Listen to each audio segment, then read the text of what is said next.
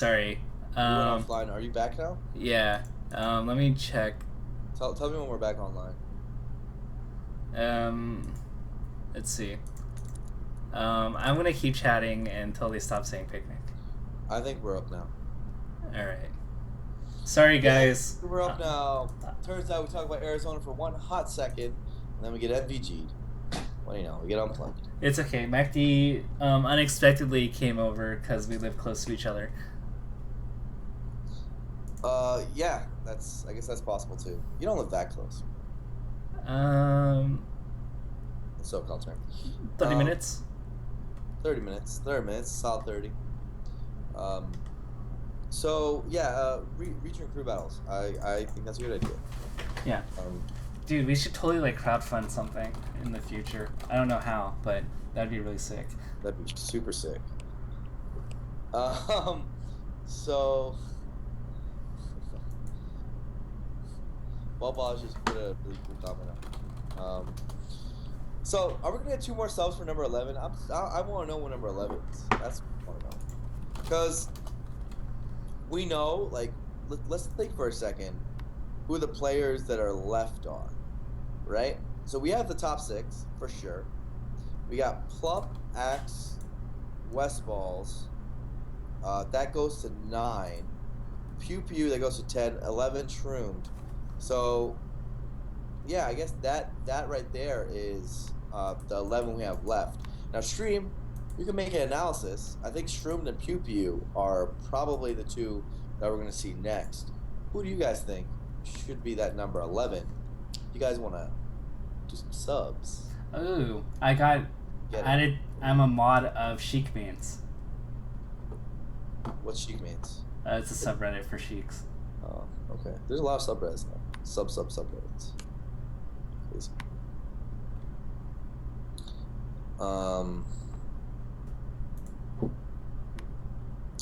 Yeah, so I think what does the stream say? A Stream, lot of shrooms, a lot of PPUs. it seems to be split on who's better between Shroom and Dude, PP. people forget, man.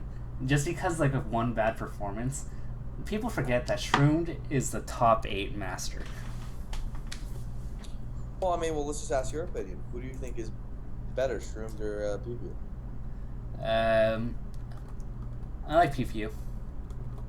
Okay, so you just said he's a top 8 master, like you were going to pick Shroom, and then you just went for PP. Well, actually, let me see how I voted. Because it's been a while. Let's see how I voted on this. I already looked at your list, and the answer was PP. You put PP 10, I think. Wait, how do you see what I voted for? I'm broken. Wait, do you have a copy of the whole spreadsheet? I have a copy of your list. You sent it to me once. Okay, but I modified it slightly. Oh, what? Okay, well, never mind. I modified it like a little bit more, like because I did a little more research between when I sent it to you. Okay. Okay, for my personal ranking, I put Shroom at 11 and PPU at 10. Okay, so you did do that. Yeah. Yeah, I think my ranking also had it that way. I had PPU 10 and Shroom 11. I think it'll be interesting to see if the voters had it that way, because I know I don't think PPU has ever been ranked top 10 in the world, right? I think the last one we've had SFAT ranked top 10 in the world, we've had Shroom ranked top 10 in the world pretty much every time, right? For Shroom to be 11th would be. Correct me if I'm wrong, the first time since the inception of MIM rankings where he wasn't top 10. I think so. Correct, right? So, in some ways, it's a drop off.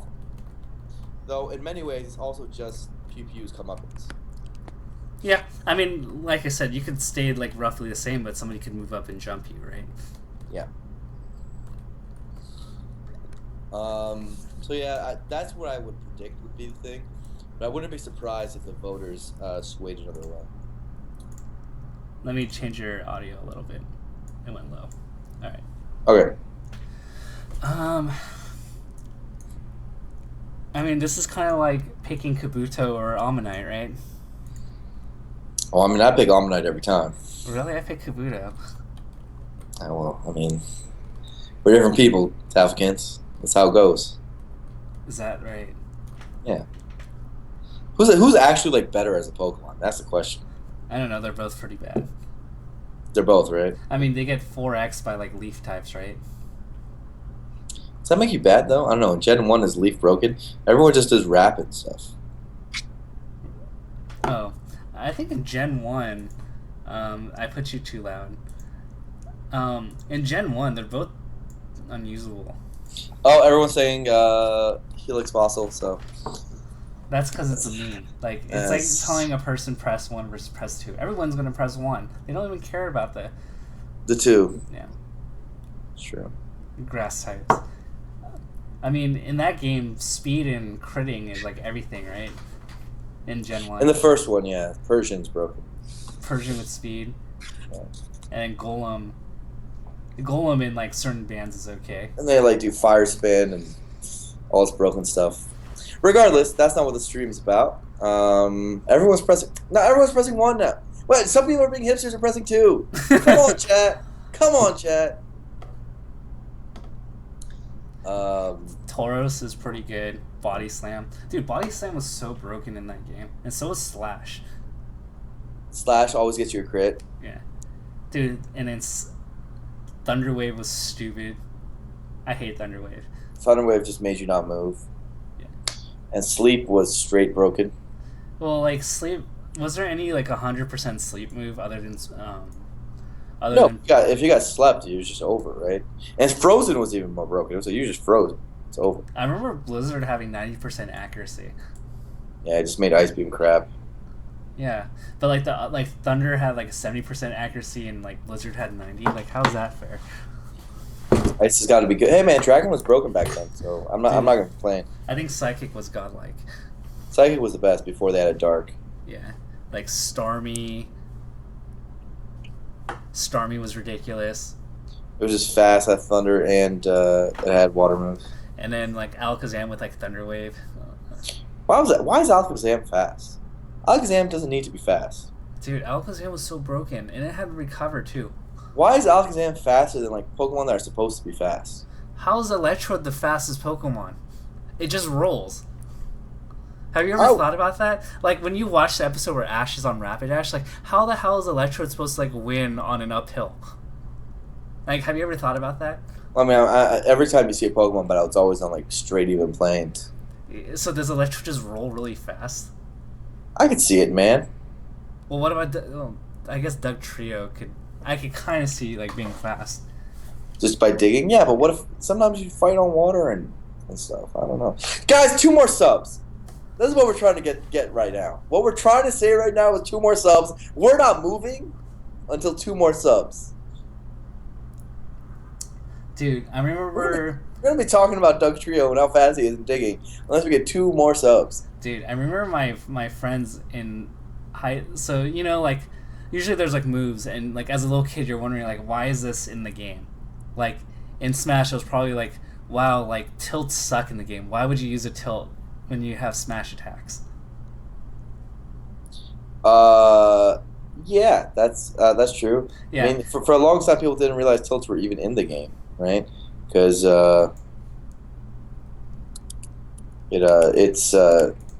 and I guess in the guides they tell you. Like, I remember, do you know the Melee instruction booklet, right? I think you almost never find them anymore. Cool Fire, thank you for subbing. Thank you so much, Cool Fire. But so we would bring our Game Boys and play on the bus ride home. And IQ Pun, just thank you very much. But pretty much, like, so we would play legendaries because I gotta spam AIM. We would play, and they would just, you know, fill their Mewtwo with like Hyper Beam, Psychic, Blizzard, and something else, right? But I knew about something called Amnesia. Oh yeah, and Amnesia was broken back then, right? Made your special go up by 2 levels. And special was 1 unified stat back then. It's crazy. And what was crazy was, so they would laugh at my moveset because my Mewtwo had like Psychic, Blizzard, Amnesia, Recover. And they're like, oh, you use Amnesia and Recover? You're such a scrub. And then I would just sweep with like Amnesia like every time. Yeah, They would amnesia was hyper still. beam. I wouldn't die. I would do 2 amnesias, Dude, and Pokemon was banned at my school at a certain point. It was like taking over the school, and they just banned it. that's so funny. Both the cards and the game. I remember I had this one friend. We were nerding out. We get this particular spot in the playground. It was like inside, like there's like a slide, and then some slides they have like a little like enclosure on the top of the slide. We were just in there, and we were just like trading Pokemon cards and like doing Pokemon battles, and do some that was our life, man. We had to struggle. My school was not nice to Pokemon. We had It was banned. So last story before we go to 11, it was funny because they would make announcements because we had like video announcements in the morning, and selling Pokemon cards actually became a thing. Oh shoot, that's how you made money back in the day. Dude, you'd buy a Pokemon, you'd buy a pack for like $3 if you were lucky, right? Some people getting on that that resell would sell packs for like $8 or something ridiculous. Well, it's so easy. Like you'd buy like 10 packs, you get like 3 holographs, and you'd sell those holographs for like $30 each, and then buy more packs. I still have a binder with all my cards. I always thought that they were gonna like have hella resale value. I know some of them do, right? Still to this day, but like, yeah, I have a big binder, and I thought that I could go crazy. Yeah. I think if I sold it back when I was a kid, I would have gotten Yeah. more use out of I it. mean, what the secret was for me was I bought some first edition really strong, some really of the more valuable stuff, mostly Charizards and Mewtwo's. I get the first edition ones, and then if they were really good condition, I'd say like I'd give them a little bit more than market, and then I would get them PSA graded, and then I'd resell them because if it's a 9 or up, they go for like 6 to 7x their value. So I bought a first edition Shining Charizard for 150, and then I got it PSA graded. It was a PSA 10, which is perfect, and I sold it for $1,000. This was like last year. Yeah. I've delved a little bit into like the dirty game of selling Magic cards, and man, you can make a whole business just by like flying to Japan, buying a bunch of Magic cards, flying back, and just reselling them. But sometimes when I hear stories like that in life, I'm like, man, why do I make life so hard? There are easier ways to make money. You're so funny. Anyway, I'm gonna reveal number 11. Are we really revealing number 11? Is this what's happening right Yeah, now? we got two. Are you sure? We got 2 subs. Yeah. We're just gonna do it right now. Yeah, we're gonna do it. Who do you think it So, is? I mean, I already said it. It's gonna be Shroom. It's almost guaranteed to be Shroom. It could be Pew Pew. It could be Pew Pew, but I think it'll be Shroom. Okay, let's reveal. Bam. Sure. Who is it? It's Shroom. Hey, it's Shroom. What do you know? So, 378 points. So that means that's a pretty big gap between him and Lucky. I would be. You know what? If you can list off where every one of the voters ranked him, I wouldn't be shocked if he just has a straight line of 11s, maybe a couple of 10s. You But would like, be shocked. because I feel like he's so 11 right now. I've never seen a human being look But more you'd be 11. shocked if he is, if it's not a straight line of 11s. I would be shocked if it's more than plus minus one of it. Like it's gonna be 10s, 12s, and 11s, like straight up. As what I think is gonna happen. Okay. He's so 11. Let me. Shroom, if you think Shroom is number 11 in the world, type 11 because I think he's an 11. Okay. Well, this is pretty interesting. Okay, let me read it. 11, 11, 14, 12, What? 13, 13, 14, 11, 16, 11, 12, 14, 15, 10, 10, 13, 13, 10, 10, 8, 19, 13, 10, 13, 11, 9, 11, 13, 11, There's someone who put him at 16. Did I hear that right? 19. Someone put him at 19. Tapa, who is this? I'm not Okay. gonna. You're not gonna say. I'm not gonna say anything. Whoever put him at 19 just doesn't know Smash Brothers. Should not be in the next panel. That should be the result of this. No one needs to know, but you need to not invite them for the next one because Shroom at 19 is a little crazy. I'm still happy he got his 11th because he deserves 11th, and he's the most 11th person I've ever seen in my life. Um, I guess what was the high? 8. So Yeah. it's fun to look at like the total range because then you see like what is it? How high is he feasibly, right? Like how high would a rational human being put him feasibly, and how low would a rational human being put him feasibly? Right. I don't think a rational human being would have put as Well, low. okay. So I here's think like the 14 is the lowest he could possibly be. 8 is the highest. so just work with me. Most of these players that did it like are top level players. Like these aren't just random people. It's true. And whoever that top level player who put him at 19 must destroy him in friendlies. Must just murder him in friendlies. So Yeah, it's like I think when I look at these people, um,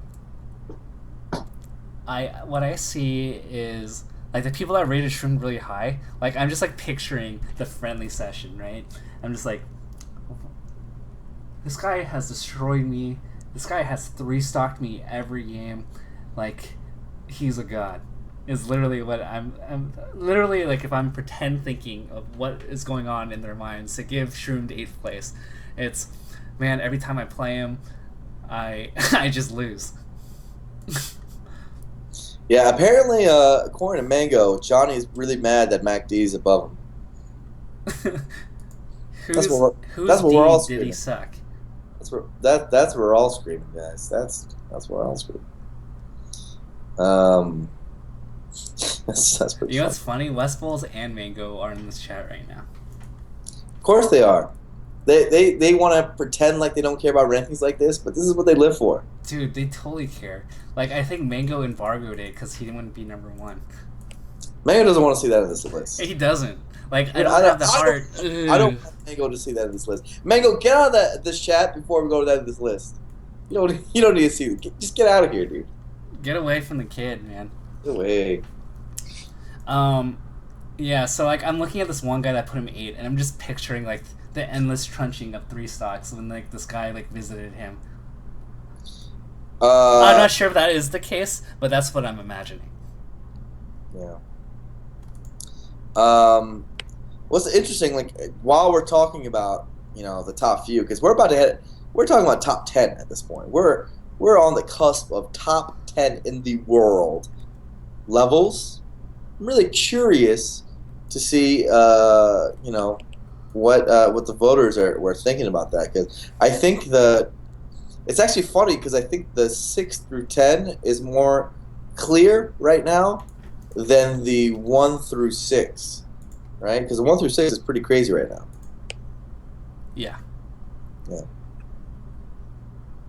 Though I will say, I guess Wes Axe and Plup, that's also kind of a jumble. Like I think Shroom's going to be. I mean, I think Pew Pew's definitely going to be number 10. I think he probably has 1,010,000 votes, right? I don't think there's another argument for anyone else, but that 9 through 6 will be quite the stunner. Yeah. You know what's pretty interesting is after we go, these have, other than the Lucky and the SFAT, Sunwolf and Hack, 14 through 17 are reasonably close. Like, there's been pretty decent separation throughout the list. Yeah, exactly. I think some of these placings have been relatively clear. I think that someone just said, 1 through 5 is crazy, not 1 through 6. That's true. Mutuking is guaranteed 6th, right? Like that's something we can put away. I think some people, what would also be interesting to see is where players like Mutuking and PP were ranked high and low, right? Like how low? There must be one voter who put Mutuking at like 8, right?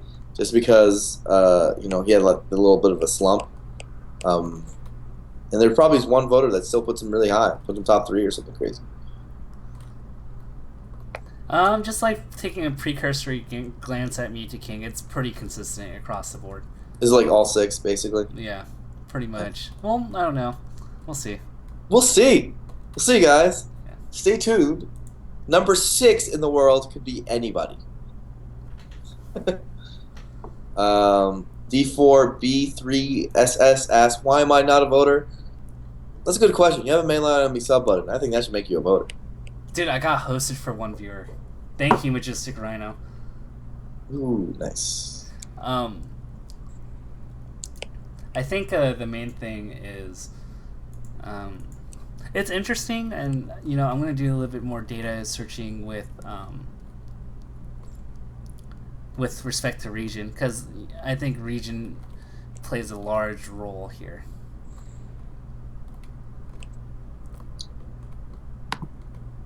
I think granted, like a panel of like, what was it, 30 some odd people. It's probably not statistically significant to make trends, but we can make some observations, right? Yeah. I think that the average score is important. Like we have a point system right now, but I think also it's cool to see the variance, right? Like to see what everyone thinks. I'm also just curious, like, yes, this is like top players, top personalities, figureheads, whatever, voting on this stuff. But I'm also curious to see where the public goes on this. I think we had a Reddit thing, but I don't think Reddit is necessarily the public. I'm really curious. I mean, isn't that as public as it gets? Like anybody could. Yeah, I guess, but some people don't like to read Reddit, man, and I don't blame them. Do you think? I think Gimmer loves reading Reddit. I think Twitch chat is more the public than Reddit is, right? Just because debatable. Just because I just revealed number 6 just for convenience. I just put 6 up. You did? Yeah. Wow. Who is it? It's Scar. Oh my god. Scar did it. Oh my god, Scar. All right, that's unbelievable. But yeah. Did he just walk up and get number 6 in the world? Yeah, he just walked up. He did not just walk up, Crimson. He walked up slowly. Did he just walk up slowly and be ranked 6th in the world? Okay, so let's end the discussion right now, or soon. 11 through 15 have been revealed, which puts some implicit knowledge that you know who's in the top 10. Now, given that, number 11 through 15, we've already got off on hacks. 11 through 14, buy or sell. On who do you buy? Buy or sell? Mm-hmm. Man, you know what? You know what? I was gonna say, can I say a controversial thing? And it seems like you're saying the same thing. Yeah. If a year from now all these players are still 11 through 14, I wouldn't be surprised. I honestly wouldn't be surprised. Like, I wouldn't be surprised if all these guys move up +1, +2, or -1, -2. Like, maybe it's not going to be a big change. And I say that, and I know that's, you know what, that's kind of a depressing thought when you think about it, because everyone like, whoa, what if Shroom just breaks through and becomes best in the world? But I mean, you just look at last year. It didn't happen last year. Look at the year before. Look at the year before. Look at the year. Like the smart money is on them being roughly the same. Maybe improvements in skill for sure, but to relative ranking, I'm not sure. I'm not sure at the moment. I think Lucky moves down. Then Lucky continues a little his mini slump. Yeah. I mean, he did say he's going to start playing more. I think, well, he said that we've chatted. I'm not sure if things have changed, but, he's living that adult life. He has that girlfriend, and I'm not sure at what point he puts his controller up and pursues the rest of his life. Lucky? Yeah. Lucky seems pretty committed to Smash, honestly. He's living the Smash life. He flies to any tournament that'll pay for him. So yeah. So I don't know. Then again, we are in a different era. Like, it's easy to say. Moon lost to Smash God. Come on. Come on, Moon. Come on.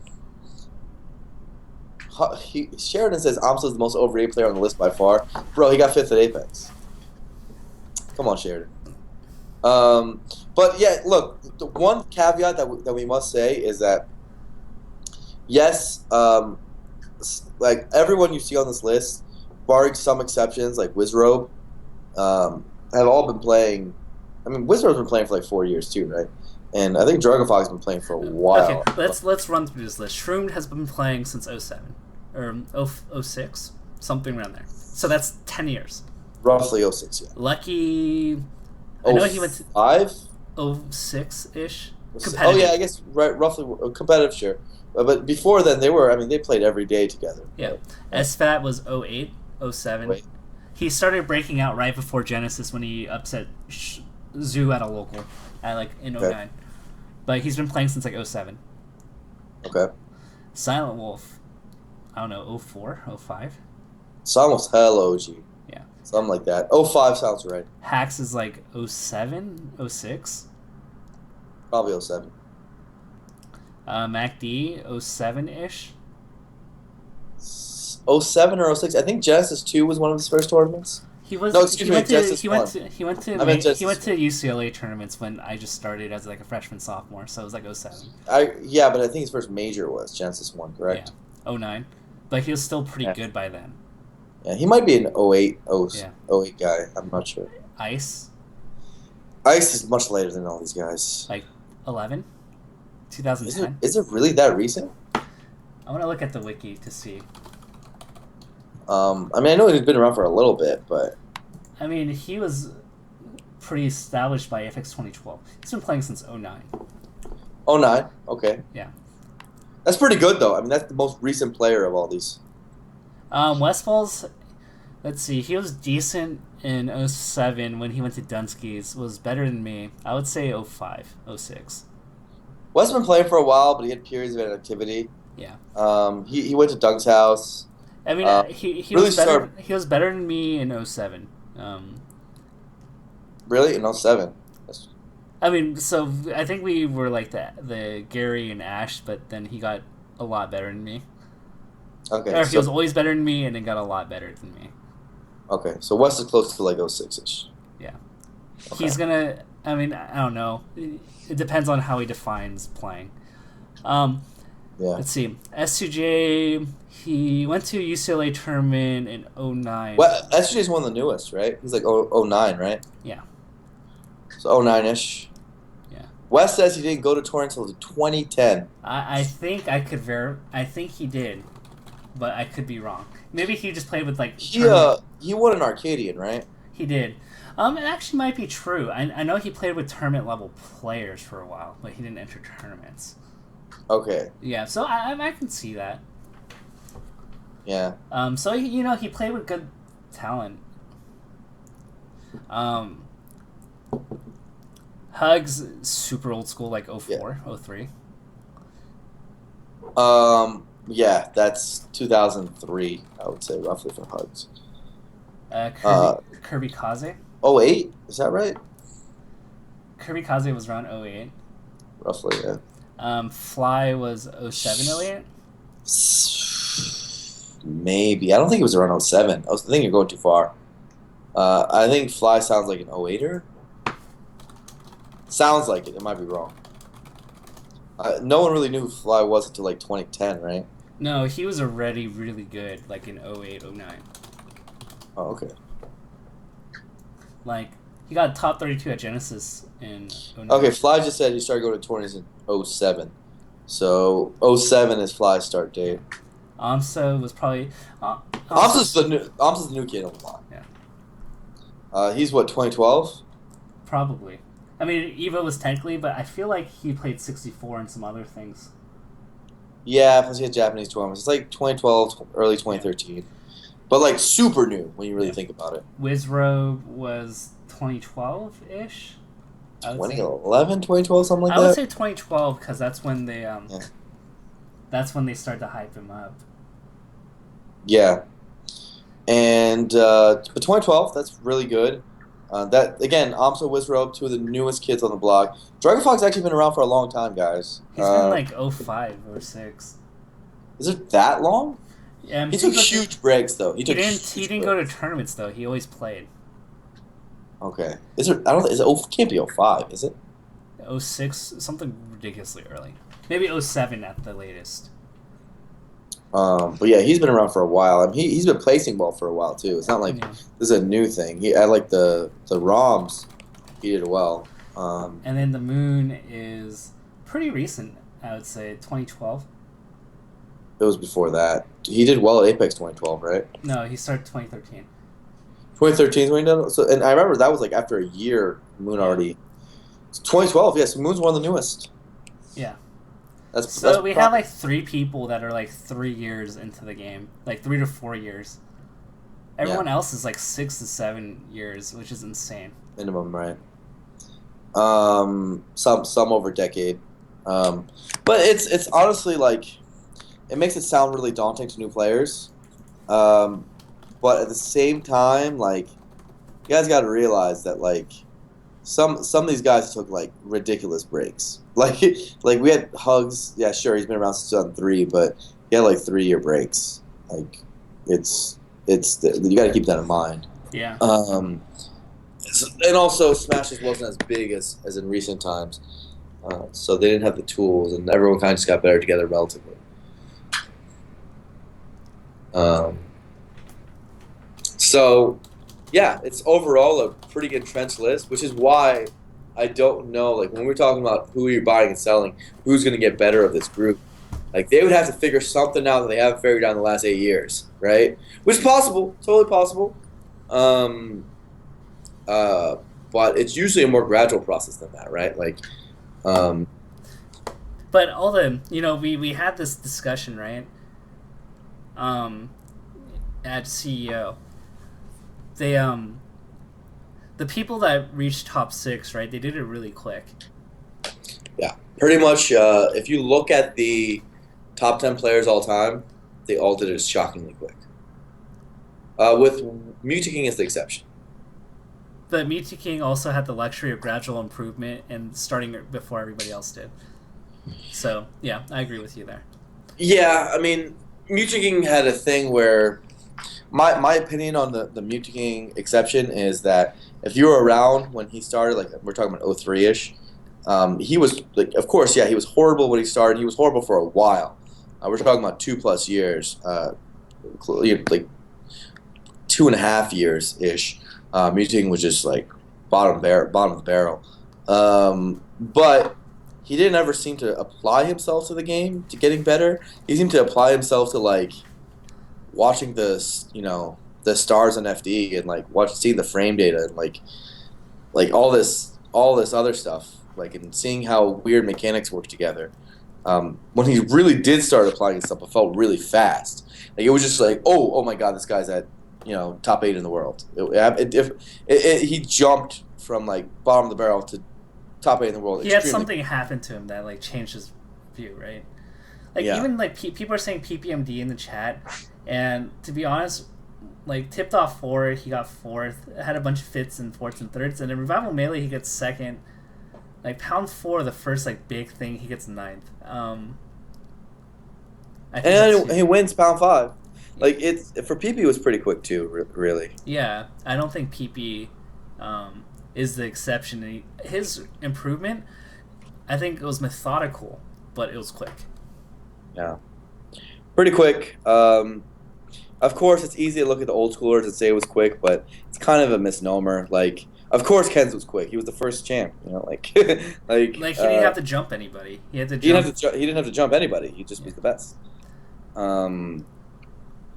But I think that like that might be the difference, right? Like, I think nowadays, like, who's to say West Balls doesn't become the best in the world at this point, right? Because he's never stopped improving.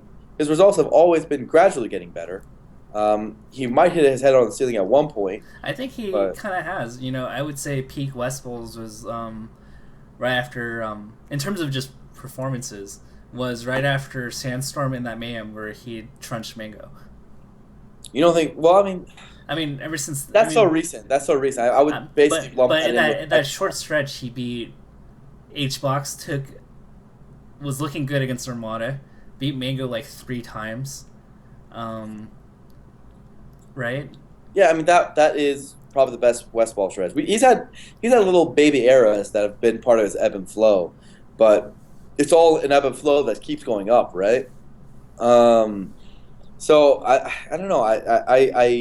I struggle to say he's hit his ceiling yet, right? And I think that just because the game is more developed now, like you said, people don't have to jump over. Like back in the day, people didn't have to jump over people.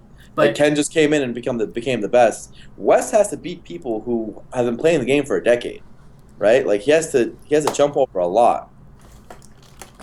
Yeah. He has more like more ingrained knowledge to beat and figure out. Like there's more a more complex puzzle now for him to figure out to be the best than it was. Right.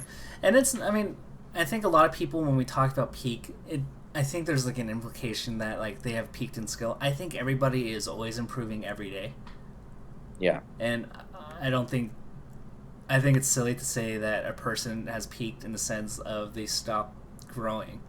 But I think we both agree that we talk about relative skill, that West Ball's just 4 months ago, like, I would have said, like, damn, like, he might be at that point where he goes 50-50 or better against, the aggregate Big Six. Yeah, I mean, and he had points in time where he had like basically crossroads, right? Like you look at when Wes played Mucha King at What the Fox, right? Like if he won that set, I feel like the tides would have turned and people would have called him sixth best in the world, Yeah. right? I think Like there was a for point sure.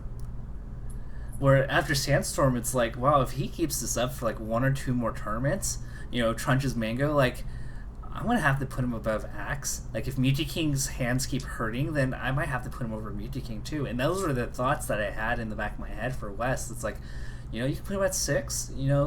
Maybe there's a case for 5 if he keeps beating Hungry Box, and Hungry Box was on his slump. I thought like you could have put West Ball's as high as 5. Yeah, I mean, for sure. You could have grasped that and when we talk about this list, where he's invariably going to be somewhere between 7 and 9, which is not bad by any stretch. It's the highest he'll ever have been, right? So he is still improving for Yeah. sure. But can he make that jump? Because everyone above him still like is also improving. It's So true. you have to improve at a faster rate than the people that are better than you. And especially with like guys like Plup, like Plup might just be that guy who ends up going to the top 5, right? Like he might West could be 7th on this list, but what if Plup leapfrogs him, right? Then he'd be 8 on the list. Not so bad because he didn't really get worse, but it's more like one guy just went above him. Yeah. But it still puts his relative ranking. And and I think it kind of sucks because like it puts me in a position where I say like if I say like other people are improving at a faster rate, it's not to say that I'm saying that particular player that went down in rank is getting worse or they're not as. Sometimes they are though. Yeah. Like sometimes, like while we say that, I think sometimes a player has just straight up gone worse, right? Like, it's not often, right? But it's usually when they take breaks or like whatever. Like, often they are just fracturally worse. Like, what do you think happens when Apex PPMD plays Evo PPMD, right? Like, Apex one probably wins, and that doesn't mean that yeah, that's just because I think that he was closer to his activity period than he was at Evo, and that's all that really means, right? But yeah, I agree. If you take Apex PPMD and you put him into Evo, what happens? I don't know, man. Like, he played all right. I just felt that Armada got a lot better. Armand did get a lot better. I'm not saying PP would have won the tournament if you take Apex PPMD, but I also don't know if he would have done at he would have. I think Apex PPMD would have taken a game. Oh yeah, Right? like he missed basic punishes, and I did a match analysis on it, and there were like, like there were just like 2 like small punishes a game where he would do an up throw at 10 and miss. Yeah, so it does happen, and I think people need to remember that. Like, But it was still a 3-0. sure. Yeah, for sure. Like both relative, there is a relative skill thing, which is almost everyone's getting better. But there is the opposite, where it's like sometimes people did actually get worse. Yeah. And it's rare, but it definitely does. Well, I mean that's always the tough argument, right? Yeah, it's a tough argument to say because it's like they're against different competition. There's that one clip. I think it was after the Mavs beat the Heat that one year, and the commentators were saying that LeBron wasn't playing aggressive enough, and then Cuban comes on to SportsCenter and says, "No, we played a defense that made LeBron play different choices, and he made the right choices when given the situation." So, like, how much of it is the player not playing to his quote unquote perceived potential and how much of it is his opponent forcing something else to make him not play. Yeah, and optimally. Melee is the type of game where it's definitely a 1v1 game. It's a conversation. Often the opponent is the one dictating how good you're playing, and you can never really get in your groove. Yeah. And there's also the factor, like, there's always sometimes it's coin flips, man. Like, what is the perception of LeBron if the Spurs beat them in 2013 like they should have? Or what is the perception of PP if he won it out against SUJ at Apex, right? Yeah. Like, Or like, what if PPU didn't beat Hungry Bucks and Hungry Bucks had to play PP? Like, there's so many alternate scenarios that could have happened. that's true. And who knows if Apex PP would have done well against HBox, because we saw at Evo that Evo one did. Evo PP did it. So Just for added emphasis. mm. I mean, there's so many like alternate bizarro scenarios, right? I mean, all those SSSs where I got fifth, like it was because I beat Hugs in like winners quarters to get to winners semis. Yeah. Wait, you're not doing top 10 tonight? Why not? Like, no. Let's just do it, dude. We got 1,000 viewers. Everyone's into it. I'm having a good time. I'm fully lathered. I'm in it. What are you looking for? So, okay. So we talked about potential, right? And I've had this discussion with my viewers before. At what point do you go and say this player does not have top 10 potential?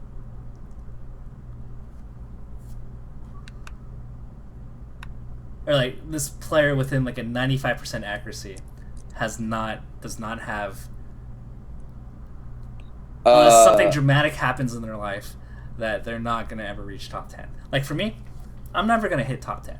I've come to terms with that. I'm never going to hit top 25. If I applied myself, maybe I hit top 50. Here, deep down in my soul, I want to say, I don't want to be like Ping Pong the animation. Ping Pong just tells you, bro, if you're not good, you're not good. I hate to tell you this, but deep down in my soul, I want to say if any smart, intelligent human being fully applied themselves, they can just be top 10 in the world. They can be, the best in the world. They can become the next best. All that. But I don't think that a lot of evidence backs up that claim, right? I mean, because what if everybody is living on that philosophy of if I apply myself? What if there are like 300 people right now that are applying themselves that are reasonably intelligent right now? Not everybody wins, and that's the reality of a dog eat dog competition, right? Yeah. Like, don't you think that Chillin, who plays, wants to improve, still gets 5-0'd by Leffen, is kind of like condemning? Like, you had months to study. But did he ever really work as hard as Leffen did? Like, ever? Did he truly? Like, I've hung out with Chillin, bro. Like, he doesn't work that hard at the game. And I say this with love. How many hours have you? Okay, so how many hours do you think he's put in his life into Smash? Probably more than Leffen. Guaranteed. Okay, more than Leffen. But that's not really the point. It's more like how you guys watch the stream. His time with the game is hanging out with Asin and Chu, drinking and playing secondaries half the time, and like not really watching his matches and all. Like, I think Leffen probably just practices more intelligently, and more like he's just a tryhard, Okay. Okay. And I don't know. Okay. I don't know. Let's if take a step Chillin back. We have we have like the Ladandises, the Gatsus, the Wizropes, the Drug Foxes, all these people that are students of the game. They're studying. Oh, they're tryhards. They're guaranteed tryhards. They're not all gonna hit top 10. Yeah. We never know if Gatsu hits top 25. Although he did beat the Moon and MacD. Like, is Gar ever gonna hit top 25? How hard is Gar trying? I think he's practicing pretty diligently. I mean, he's improving. I can't tell these things. I can't. Like, look, I have a hard time, for example, giving up on myself, though I already have, when I know that I never really tried.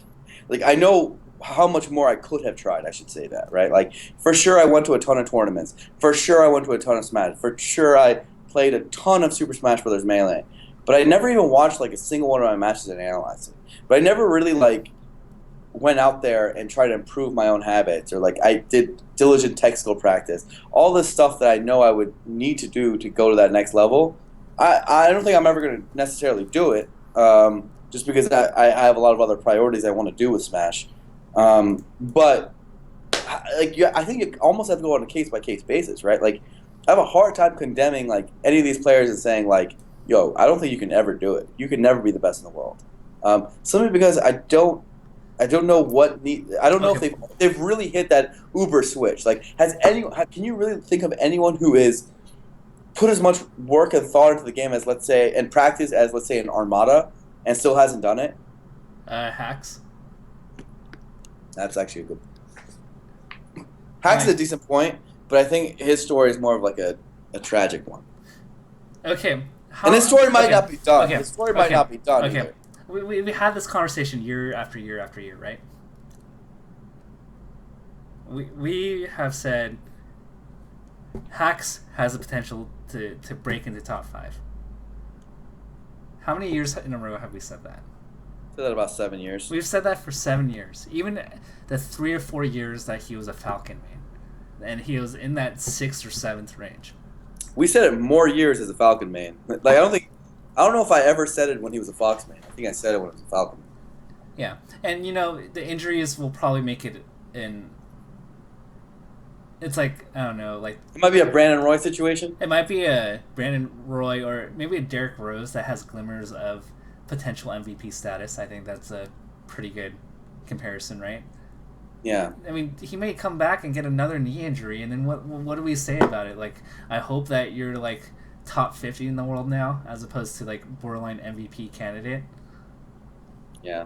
And I mean, but the thing is, at the same time, having said that, I'm cheering for him because, dude, what a story it would be if Hax comes back, goes through, figures out the insomnia stuff, figures out his hand stuff, everything like goes out like the Cinderella story, and he becomes best in the world. Because we all know in terms of gameplay, in terms of all that, he has it. But man, esports, sports, competition, it's usually more brutal than that, and that's a sad reality. It's like Derek. It'd be so beautiful if Derek Rose. It happened for Derek Rose too, but he has to live with his knee. It's just Yeah. I mean, like, it's like sad, right? Because it's like, I don't know. You let's say God, I'm getting old. Let's say like I have a kid, right? The ideal world is like pretend like we have a kid that wants to be an aspiring, I don't know, whatever they want to do, right? And you want the best for them. You want to believe in them. You want to give them the encouragement and the support of like, hey, you can do it. Like, what if like every year it's like I got 7th, I got 9th, I got 7th, I barely lost to this guy. Like, at what point as a parent do you go like, do you go and tell him to face the roses that he may not? First of all, as a parent, if you're talking about that, Yeah. I would never tell them. That's their dream, bro. That's their dream. They want it. They're gonna keep trying. They're gonna keep going at it because that's what they love to do. Let's say you know what? It's not always about being the best in the world. Let's say you're a dad and you're shooting the breeze, right, with other dads that have kids. Yeah. Like, what are you gonna tell them that your kid is gonna be the best? Like, how often do you tell that to your friends and before it looks ridiculous? Man, if I'm a parent, I'm gonna ride or die. And that's where the real like. Okay, fine, nephew. I'm still ride or die, dude. I love my nephews.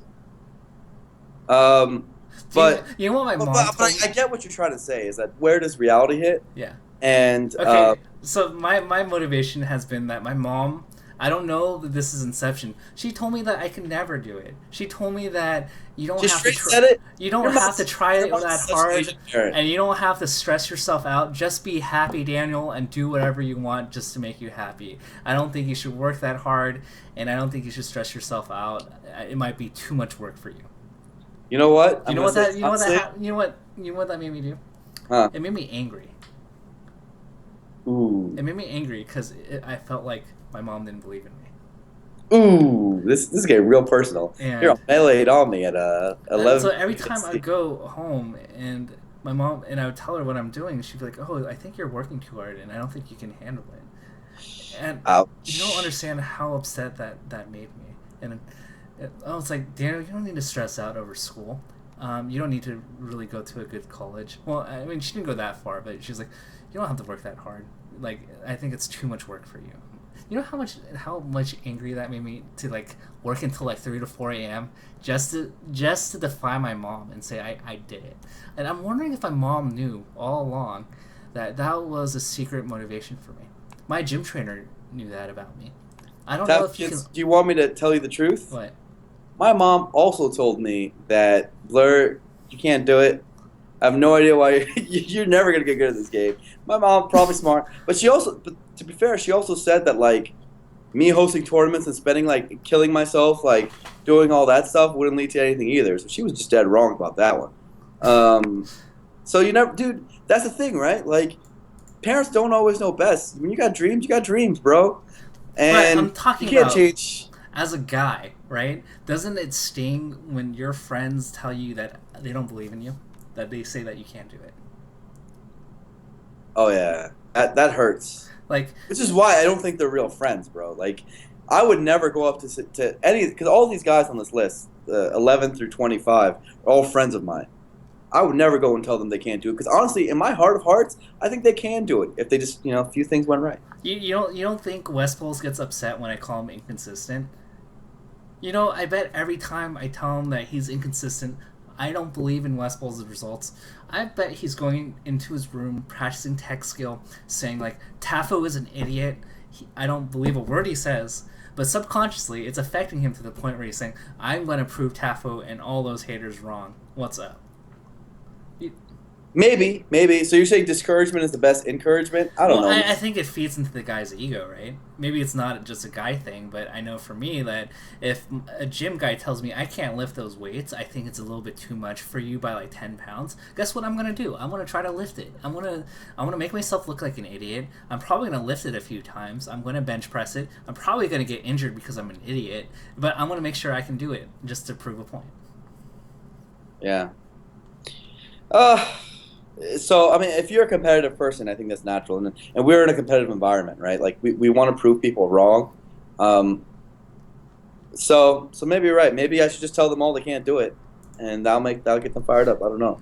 Yeah, I think. But do you think it's for lack of trying? Like, some of these guys, they want it just as bad. Oh, well, it could be for lack of trying. I think a lot of these guys, actually, it is for lack of trying. But it's not, it's for lack of trying, but it's not for lack of wanting, right? I don't know. I think it's different, right? I think there are people that have entered the competition of Melee with different goals in mind, right? Mm-hmm. Mango, and I've shared this story before. I've interacted with Mango, I interacted with his mom, and I've seen enough of their family dynamics to picture what conversations between Mango and his mom are. Mm. Mango's mom is disappointed if Mango doesn't win. Straight up. Yes. Damn. Because Mango's mom knows that she can do better, and he doesn't apply himself. So Mango, like growing up in that type of environment where Mango's mom is actually as egotistical and maybe, well, not egotistical, irrationally confident in her own abilities, just as Mango is. So Mango, like, so he had the encouragement. I think he had the lifestyle to dream big, to believe in himself, to say, I'm going to be number one. Mm-hmm. He was wired in a way, growing up through his upbringing, to say, like, I'm the best. I can be the best. I can easily be the best. Yeah, but I mean, hasn't Mango always seemed like the guy that, like, you know how, once again, a ping pong reference, they say sometimes talent doesn't come to those who want it. Like, are we sure that Mango has ever wanted all this talent? Like, it's... How much he want? How much did he want Evo and MLG last year? He wanted with all of his soul. Yeah. But what I'm saying is that, like, there are guys out there who, all the same, would want the talent just as bad, if not more, but they don't have it. Are you sure about that? How many people do you hear in the beginning of the year say, I want to get thinner, I want to start working out and eating healthy? Right. The want and the execution is so far apart. Yeah. Right. And so I disagree. I think people want the notoriety. So you're saying because the execution is so far, the want was never really there? Yes. Because when the want meets the cost, they determine that the cost is greater. Right. And the right? cost of getting good at melee is so high. Yeah, I mean, it goes into anything that requires an active lifestyle change makes a person they're confronted with the reality of how much do they really want it, and I think there's a disconnect between I want to be the best and I'm willing to put in the work to be the best. Which is why, like, the cool thing about Smash is that it's so much fun without being the best in the world.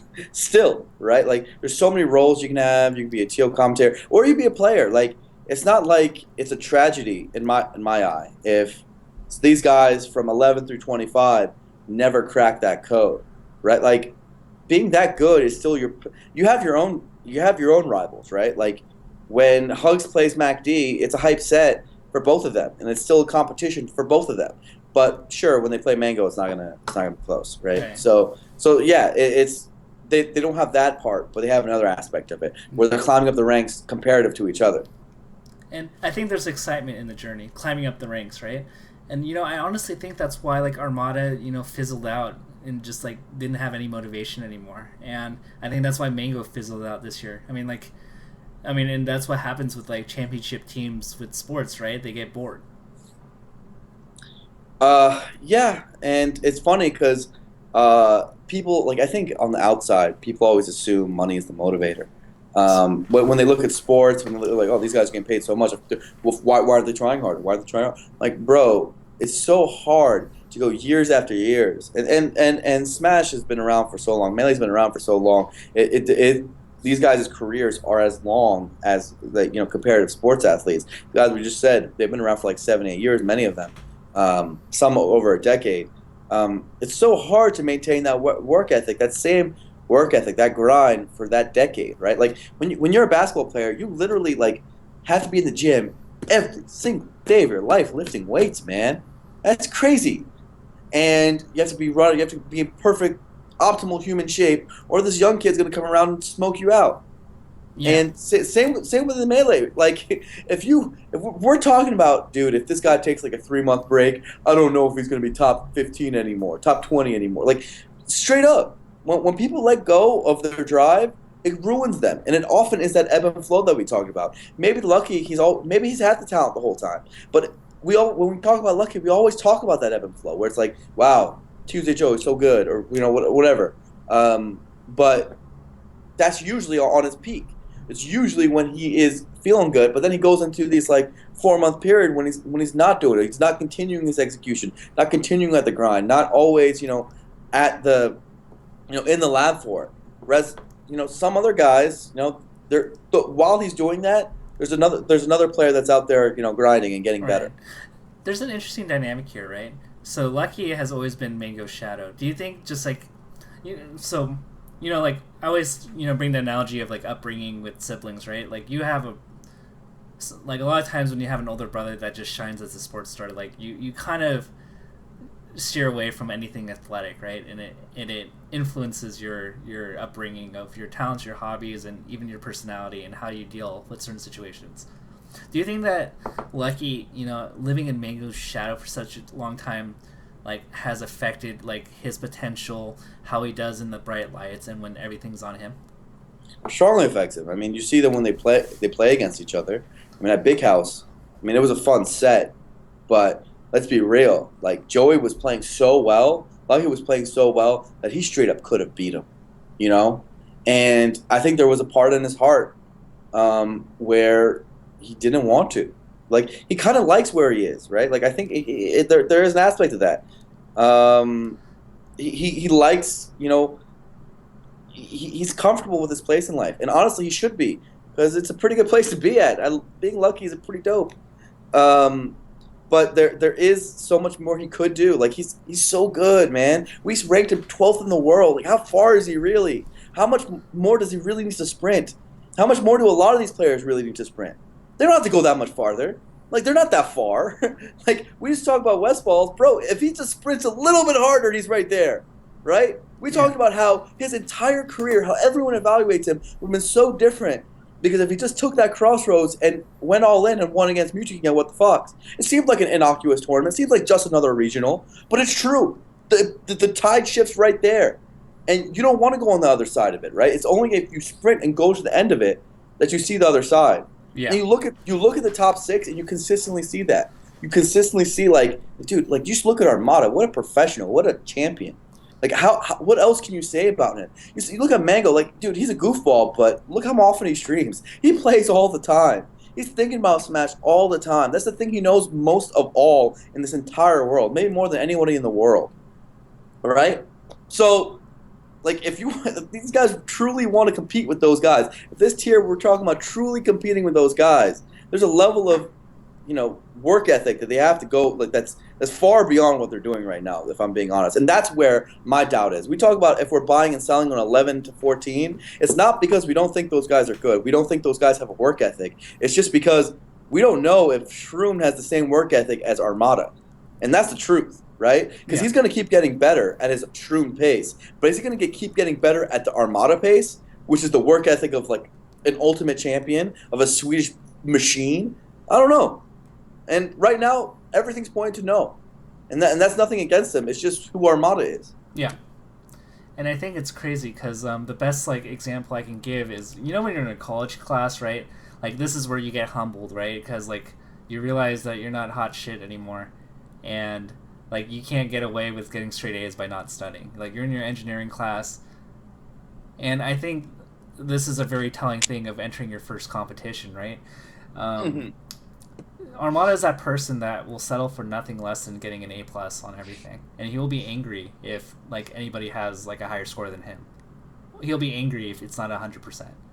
For a lot of people, like everybody out, like the average people in life or in the class, they're happy with a C plus or a B minus. The better people that actually put in work, do the problem sets, and go part of the way there, they get the A minuses and they may get an A, which is pretty good for engineering. And I feel like Shroom is that guy that says, I'm happy with an A minus. I beat most of the people here. I'm in the top 10 percentile of the class. I'll probably get a decent job. I may not be Armada, but See, the thing is, I'm not sure if I don't think he's happy with it. I think he's trying, and again, at his Shroom pace, right? Like, at his pace. Which is to say, I think he wants more than anything in this world. If you asked him, if you had a genie, and you asked him, Shroom, you have one wish, what do you want in this world? He would say, he wouldn't even hesitate. He would say, I want to be the best in the world at Super Smash Bros. Melee. That's all he wants. This is like a life goal for every single person on this list. That's what makes Melee so real, is that these guys have been trying for so long. They've made it their lives. This is truly like, if not a second self, honestly, for most of these guys, a first self, right? But I mean, it goes back to like the road, the rubber meets the road, right? If Shroom wants to be the best, is he going to be willing to grind reaction tech chase for hours a day? What is he going to learn too? Like, is he going to go into the lab and learn the frame? Go to the extra mile. Like, let's look at how Leffen did it. Like, that's why I said earlier in the stream that I played a little bit of Melee. Sure, I didn't go that hard, but I did it because I felt like what I saw out of Leffen lately was that I saw a guy who just broke down the top six and broke down their habits, broke down their styles, looked like he did a ton of video analysis, practice his own tech skill. I mean, this man never misses a ledge dash. This man's dash dance looks immaculate. His fundamentals are, I mean, you go back 2-3 years, and you look at Leffen's fundamentals, and then you look at it now, it's like, that was his weak point. He didn't have good fundamentals, and now you're like, wow, this guy might be the best, most fundamentally sound player we have in the game right now. How did he do this, right? How did he do it all under all of our noses?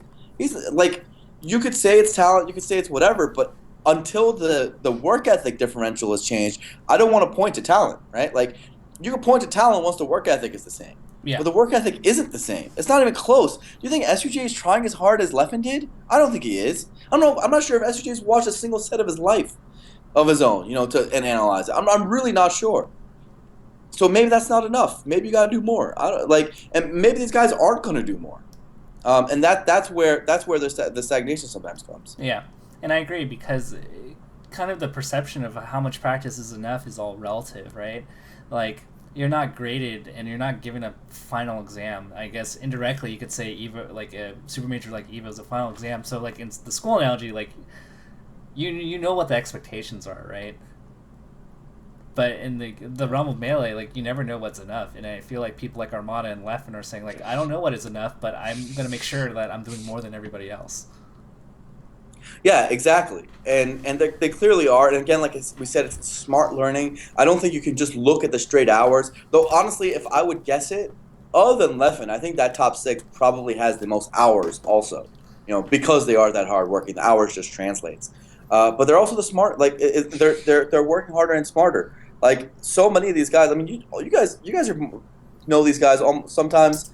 As well as we do. Like you watch their streams. Like how hard is their friend? Like, what kind of friendly session are they really having, dude? You see Leffen against Pop, this dude that's like, no offense to Pop, but like, not nowhere near, the high level of Smash, and he's still like he's aiming to freaking like JV5 him every time. It looks the most like vicious thing I've ever seen. He's not letting go. You see me against the guys in the Twitch office, and I'm going Bowser because I get bored. It's different. It's Yeah. just different. This reminds me of something. I looked at. I feel like Leffen in 2015 reminds me of Mewtwo King in '07. Yeah. Muting on his work ethic grind, right? Yeah. Without the emotions issues, all this stuff. And if you guys are watching the stream, you're like, this is too real. Well, the thing is, like, that's why everyone loves Smash. If you really want to talk about why it's more than a game, it's because through this process, through finding an adversary, through growing with the game and this long-term process, you learn so much about yourself. And all these guys honestly have, right? These guys have all gone to incredible peaks and valleys all throughout this. And I think there's a lot of learning to do about each of those people and why it's so hard to crack that barrier, right? And when someone like Leffen does it, you have to have an incredible respect for it. Yeah. Because that means he did it in less time than all these people who are trying their asses off. That's crazy. I agree. You know what's interesting? I think you touch on like a very important aspect, and I think it affects a lot of people's mindset, right? Yeah. And I think what I liked about, and keep in mind, like stream, like the only thing I do not like about Mewtwo King is the questionable life decisions on problems that should have been fixed 5 years ago. Now, with that being said, Mewtwo King in '06 was actually phenomenal to talk to, and he was an inspiration to me. And the reason why is because every time he was confronted with a problem in a matchup with a player with a type of approach, his mindset was to find a solution. Yeah. And If he wasn't perfect, it wasn't good enough, and I just viewed it everyone's a puzzle. He didn't complicate it for himself, Yeah. Like now, it's like he hits walls, and it's just like it's just a wall, dude. It's just walls right here. I can't do anything. I can't do anything with this wall. It's in front of me. Yeah. Before he used to bulldoze those walls. Yeah, it's because whenever he used to play against Marth, right, it used to be a big issue when he played Asin and Ken, and then he found ways to improve his movement to outmaneuver those and to outpunish, and that was Mewtwo King in 05, 06, and 07. Then that's where we saw the most improvement from him. Whereas we see post 09 Mewtwo King, who kind of just has given up in a sense of finding solutions to things. Right, and that doesn't mean he's gotten worse. And let's keep that in mind, guys. Yeah. That just means he is now no longer improving at the same pace as 06 Mewtwo King was. Now he's improving at the pace that 2015 Mewtwo King is, which is frankly a snail's pace compared to 06 Mewtwo King, right? 06 Mewtwo King was blazing how fast he improved. Yeah. And that's because he had that inspiration and that he had this will to drive where he wanted to be the best, and he hated how people made fun of him, and he hated the he said he thought he knew more about the game than all these guys combined, and he did, and he proved it, right? And that's what it was all about. Just like again, bringing back to the modern era, Leffen legit, like a year and a half ago, 2 years ago, you see interviews, you see posts from him. He said, "I know more about the game than you guys. I'm studying it. I'm seeing stuff. I'm finding stuff that none of you guys know. You guys aren't working. You guys won't implement this stuff because you're ignorant. So I'm just going to implement it, and I'm going to beat all of you." And he did it. And he did it, man. It's insane. I can't think of another contemporary example of a person that comes to a tournament, gets viciously murdered in a matchup, and it comes back a month later and just wins. Not only does he win that one time, he wins the next time, the time after that, and many more times. To the point where it's you used to get 3-stocked by this person? Yeah, that was half a year ago. Now I win every single time. I want the stream to know, just to get the context and the storyline of what's been happening in the last year. To look at the European sets of Leffen versus Armada, Peach versus Fox, and just look how bad that destruction was. We're talking about 9 stocks, and this is when Leffen was already considered like, no, maybe not 9 stocks, but they were really bad. It was like best of fives and then just 2 3 stock every time. And Leffen was already a top 3 in Europe. He was already second probably at this point, and he was getting murdered. It wasn't close. And all of a sudden he comes back and he figures out gradually, and all of a sudden Armada can't beat him and Peach Fox, the matchup that he has a positive ratio against everyone in the world. Like, how does that happen? And now Fox dittos. All right, Armada switches, goes to Leffen's weakest matchup. Leffen, now it's like, dude, I don't know if Armada can beat him in Fox dittos, right? Like, how does that happen? What kind of work ethic does that take? And this isn't just random Joe Schmo. It's Armada. Yeah, it's straight up, and whatever you think about it, it's that like as a person, whatever. In terms of the work ethic I see, that's crazy to me, and it's insane, and it's awesome to see, and that's why I think this is maybe one of the most exciting points in Melee history, right? Like we're just talking about a group of incumbents, man, like of people who have yes they've been grinding, they've been going. But for someone to rise that fast, and it's happening in other places too. Like we see, Wizrobe is rising pretty fast. Amsa is rising pretty fast. And even honestly, even though Plump is not that recent, ever since it switched to Sheik, it's felt extremely fast. Yeah, I mean, he lost to KGH at Apex not too long ago, 6 months. Exactly right. Like, and you got to think right. Like, it's I've yet to find a person who got good at this game without hard work. But I also haven't found a person who became top 5, best in the world status without extraordinary hard work, right? And what I would love to see out of more of these players, is to really push themselves because I don't think many of them are far anymore, man. I think that, like, I truly look at it and I'm just like, dude, Axe, man, just go a little bit farther. You're right there. He's right there. He's And he's benching like 240 and he just needs to hit like 260. Yeah, he's right there, man. It's so right in front of him. He's in a situation right now when you think about it, you're like, relatively, like if you just go back to like last MLG, where he was racking up wins on everybody, all the other gods, right? He was at the same place Leffen was. There was just that exact point in time, everyone was talking about how Axe and Leffen, we don't know who's number 6. Right? What happened in that time, right? Like, what happened ever since then? Like, and that's not a call out on him. It's more like, man, that's me as a fan, as someone who loves his gameplay, wishing like, man, you just do this last sprint. If you just go a little bit harder, and you're gonna have to go harder than everyone else. That's the hardest part, right? Is that as you go harder, you have to go harder than how hard Armada's sprinting, because Armada never stops sprinting. that's the monster you're fighting against. Leffen's not going to stop sprinting. Mango's not going to, right? And what's crazy is that if you're like running but not sprinting, you may be distancing yourself from other players, but the distance between you and Armada might be growing. Right, exactly. And I think that's actually and that's arguable in Axe's case, right? I think now versus a year ago, I see less of a potential for Axe to lose to like people below him. It's like you go down the list. Like I said, maybe MacD does all right. Like, but he's won the last 3. Shroomnet, pretty much just a couple names, right? Yeah. That could really do it. Whereas I think a year ago, I think there was much more names, right? 2 years ago, way more names. But I feel like now and a year ago, I think he's farther away from beating some of the top 3, 4 in the world than he was a year ago. Right. And it's funny how that works, right? Because he's still running. The poor man is running his little legs off. But there's just guys above him who are running a little bit faster. It's insane that you put it that way because, if we work down the list, right, this is like a perennial top 10 player trying to look into the top 5, right? Mm-hmm. And it's kind of crazy and maybe borderline, like, demoralizing to the people that are like top 50 to 100 that already are thinking in their heads, I've already put in a lot of work to this. I've spent 3 years of my life and they're they're on the outside looking in. They're running ahead of the people that are 101 to 200. They're hitting top 48 at nationals. They're doing top 3 in their region, and they're like trying to get in. And it's like a hard reality, I think, when you jump a next tier in Melee. Let's say you go from top 200 to borderline SSBM rankable. I think that's a pretty big jump. You're improving, but you only have to.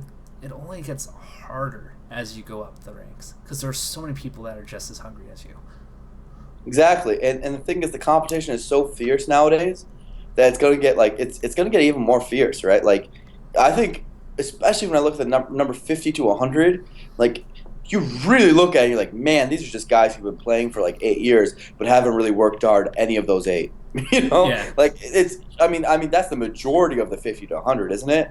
Like if we're being real, and I wouldn't be surprised if those guys start getting upset more and more, and we start seeing guys sprinting ahead of them from the bottom of the 101 to 150. Yeah. And it's because of what you said, is that a lot of those guys, because they've been there so long, or they've been just a solid player, someone who give you a good set, someone who could do well, right?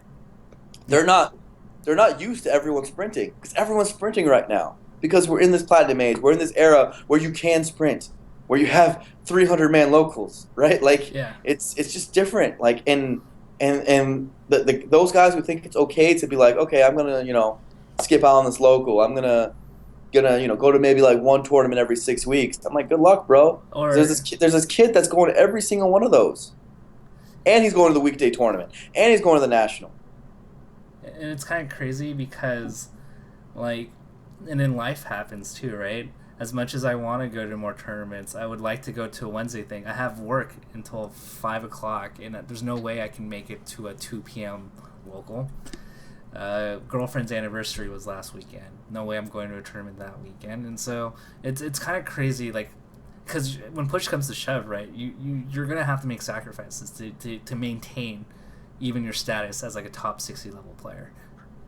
Yeah, just to maintain, and that's what most of these guys have been doing. They've just been watching Smash. They've been hanging around, been going to the odd tournament, and they've been jogging, maintaining, right? Like, yeah, I mean that's like me in the last like 3 years.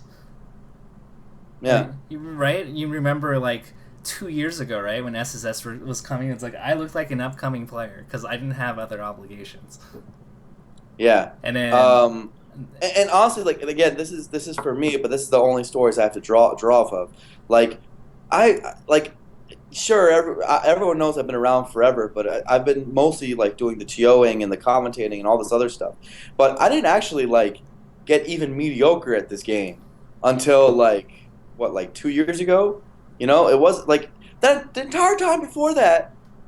Like, when I really look at it, I was like, bro, I was just like hanging out with homies and like basically just holding a controller in my hand, right? And then my actual improvement, I pretty much account for like 4 months, maybe 3 months of truly like sprinting try hard, and then the rest of it's been mostly a jog or like me getting busy with like TOing or community leadership duties or whatever. And like right now, I'm in the slowest jog of all time, right? Like right now, right, where I know I'm not moving up very much. Maybe I'm getting better at like the slowest pace, just because like I'm watching the game a lot and I'm watching what everyone else is doing, so I'm picking up some things.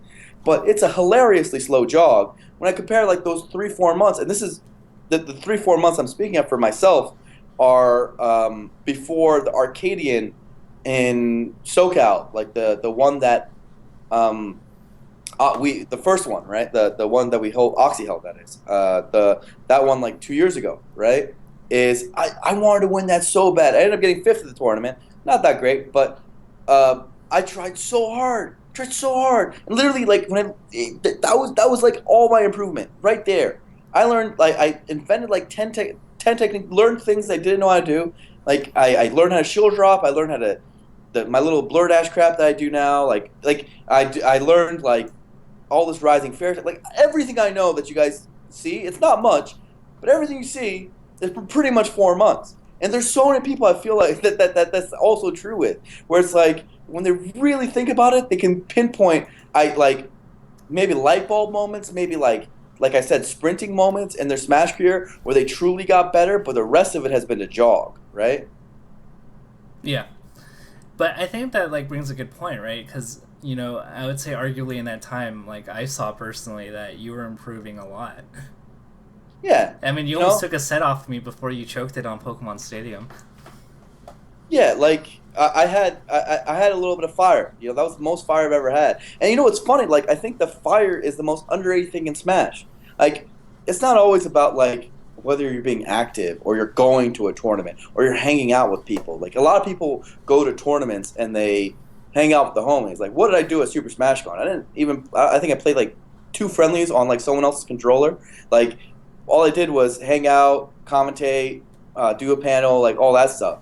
Like that, there's no improvement there, right? Like there's plenty of people do the relatively same thing, or when they do friendlies, they play against people who are worse than them because they have low self confidence. They want to like just feel better about themselves instead of going ahead and money matching and challenging people above them and trying to learn from it, recording that money match and trying to analyze it when they go home. Like, that's a different level, and like like the people who have gone to even a certain point, I feel like all had little bouts and periods of that level, um, but very often it's only like a small flame and they can't get it back. And what makes the guys at the top so special is the flame and their love for melee. It's just always going, right? And maybe it translates to a different way for some people. Like I feel like I love melee as much as anybody, but for me, it sometimes it manifests itself in the community aspect, right? Yeah. And maybe that's my lot in life, dude. I don't know. Yeah. You touched on something interesting, right? You mentioned fear, and how much do you think fear like destroys people? Oh, dude, I think fear is Like, everything, right? Like most decisions, like everyone tries to mask it, especially with Smash. It's just two decisions, right? It's fear and faith, just fear and faith. Like you may like people always say like, dude, I think I'm dropping off, but usually what they're or oh, I don't think I'm motivated or like whatever is it's usually not actually that you're not motivated. It's that you finally realize and are making the conscious decision to be not motivated, right? Like it's a decision, right? Yeah. It's always driven by fear and faith. So you fear where you are. You fear all like the landscape. Where maybe your life is heading, and you don't think you can keep up. All this crap, and you're kind of making a conscious decision of whether you want to go hard or not. And it's conscious.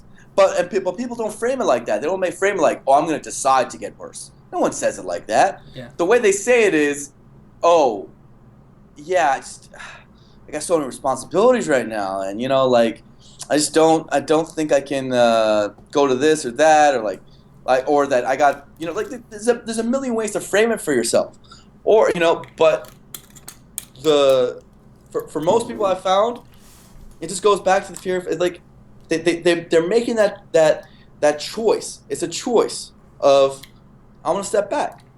That's it.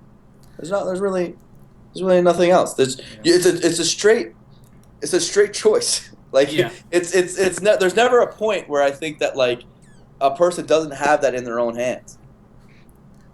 You know what's interesting? Like, so I've been making a large push to encourage people to go to more tournaments, right? I made that cheesy video with Kellen and Kira from SSBM Tutorials. And I think the biggest deterrent of why people don't go is fear. Yeah, like it's fear. Like they're so afraid of losing, and like I said, things I've said like throughout this maybe it can help. It makes people lose focus at the point, right? Like everyone wants to be the best in the world, but it's such a process. Like the more important thing out of the Smash Brothers thing is not to be the best, but to earn your own self-respect, right? Like if you love the game, show it, right? Like it's to earn your own respect that you say, you know what? I am super trying hard right now. My work ethic is on point. I'm becoming the omni-human. I am the omni smasher. Like I got everything on lock. I'm doing everything that I can, right? Yeah. And that's the real point, right? Because it's all introspective. If you're doing everything you can, and if you can honestly look at yourself and say, I'm doing everything I can, then you can walk away proud after every set. There's nothing you can regret. Yeah. And that's where it comes in, right? Like, and and that goes for level to level, tier to tier. There's really not that much difference between West Balls versus Axe and Falco Master versus Marth Master. At the end of the day, it's a challenge between each other in a battle in a game they love. It's a game they love, and game they all have goals for. Whatever the goal is, the goal is probably something like winning, right? Yeah. It's probably something along the lines of winning the match. But So, why? Why is that the goal? and for everyone that's a different answer, right? Yeah. For everyone that's a different answer. But it uniformly, because it's a competition, looks like winning, right? And that unifies them all, and that makes it the measuring stick. So when Marth Master and Falco Master play each other, they have just as much at stake because they have every little bit of pride at stake. They have everything they put into the tournament. They put money down, sure, but what they really put down is their time, their heart, and their love of the game, man. Yeah. They're putting their love of the game on the line because that's what they're out there trying to prove. There's an interesting point, and it goes into performance, and I think a lot of it has to do with upbringing. I think we joke around on stream with like Asian upbringing, right? Or at least the stream chat is. Like for me, like when I was younger, up until the point where I got a stomach ulcer that got me hospitalized in high school. Like if I got bad grades, like I'm not having a good night, a good month, or a good year. Yeah, and no, it makes sense. And to go on like the academic aspect, in my high school, like my high school time, like I went to I was with like the same kids until the freshman year of my high school, and up to that point, I had never gotten a B. I had straight A's, going crazy, going like stupid APs, and this is the freshman year. Right. I switched high schools between my freshman and sophomore years, right? And what happened was my first high school had a valedictorian system. My two sisters before me, they're all elder sisters, they were both valedictorians. And my entire goal in my high school career was to also be like valedictorians like them. I can't be the bad Fatia. I got to be a valedictorian because they said I got to be a valedictorian. I don't want to look at my mom if I'm not a valedictorian. And my mom was saying stuff like, yo, young Blur, young Aryan, what I want is when you go and give your speech, it's a when you go give your speech, I want to dance with you after you give your speech. Like they want to do a little like a little ballet thing. I don't know what the hell they do after. Then I went to my sophomore school, and you know what? It was a better school, but they didn't have a valedictorian system. They gave out 40 valedictorians, right? They gave out anyone who was above like a certain GPA or like a certain percentile at the school or like a certain GPA, I forget. They all get valedictorian. And you know what ended up happening? The kid that never had that had A's the entire time. All of a sudden I was like, I'm gonna still take the APs, I still care, but I didn't go as hard as I had to. And I still ended up getting a valedictorian. I still ended up being one of like the 40 kids up there. But it wasn't the same. I didn't get to give my speech. I didn't get to dance with my mom. That's what I was trying to do. That's what it was all about for me, right? I made a goal for myself. And for everyone, like, that's why goals matter, right? Like, that's why, like, this Melee thing could be a microcosm of everything else. Because academia is a microcosm of everything else. Yeah. At the end of the day, like, what am I doing for a living? I could have gone to all those classes. I took AP Chemistry. I do Smash Brothers for a living. I work at Twitch. Like, that's what I do. I'm not going to use any of that information. At the end of the day, when I look back at it, it was all just a microcosm of the rest of my life. It was all about how do I apply myself, right? Yeah. And clearly, when my goals changed, I changed how I applied myself. And so, for people who are in that range, who are trying to get better, who have different goals, when you set your goals lower because of a lower standard, like, it's naturally going to make your work ethic worse. It's naturally going to make your results worse, actually, right? You don't care as much. You're not going to go as hard anymore. If you're satisfied with being top 40, like I was just because it made me valedictorian, you're going to be top 40. Congrats, right? But if that one was what you were going for, then it's a whole different story. Right. But I feel so you're the type of person that, like, has, the infrastructure that, like, has given you the confidence to achieve the goal, right?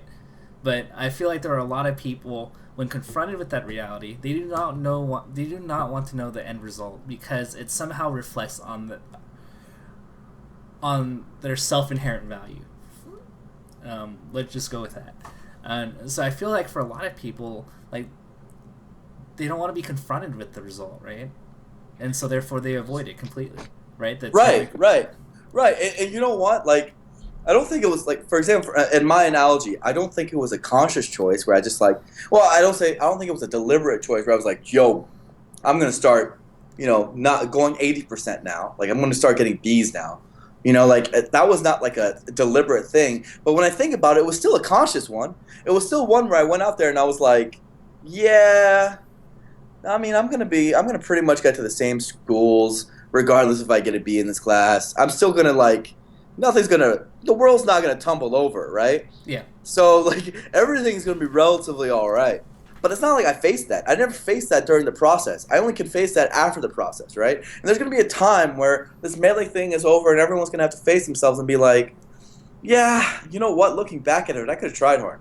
I could have done this already. And there's only so many moments, right? Like how much longer? Like Smash looks like it's going to be eternal, which is one of the great things about being in this competitive game. It's not like we have a timer on this, right? Everyone says, "Oh man, it's going to take me so long to get good," but I'm like, "Bro, well, Smash is going to be around for when that happens, right? Because we're going to make sure it's around." It's your job to make sure that happens. It's my job to make sure it's around. I'm the guy telling you this is going to happen. So, but having said that, like, everyone goes through different phases in life. Maybe you're not going to be a Smash forever. Maybe you are. Whatever. It doesn't make a difference. The point is, this moment stays only once, right? EVO 2015 lasted one time, right? That championship is not coming back. It doesn't go around. All that really matters is that moment. Like, how you do there is going to stay there forever. It's going to be part of your record for the rest of your life, right? And for that, you should fight for the moment.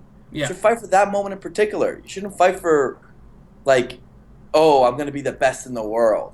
Because you know what that's fighting for? That's fighting for infinity. Like, you're fighting for infinite time, infinite everything, whatever. Fight for EVO, man. Fight for the big house. Fight for SmashCon. Fight for whatever your next goal is, Like, make those goals, set them, get it done. Like, it's never going to work when we have a game that's going to last forever. That's an infinite game that we're going to say, oh, I'm going to be the best in the world. Man, I've said that before. I've had that goal before. I want to be the best in the world. But, like, because it's so infinite, because it's so forever, I know I can take a break. I know I don't need to sprint. I know I don't need to go as hard. And that's what holds people back so often, right? Yeah. Because at the end of the day, we all know, same dudes, same people, we're going to be around 2 years from now playing the same game. Yeah. And I think... like, I had, like, so I'm turning 27 in, like, less than a month.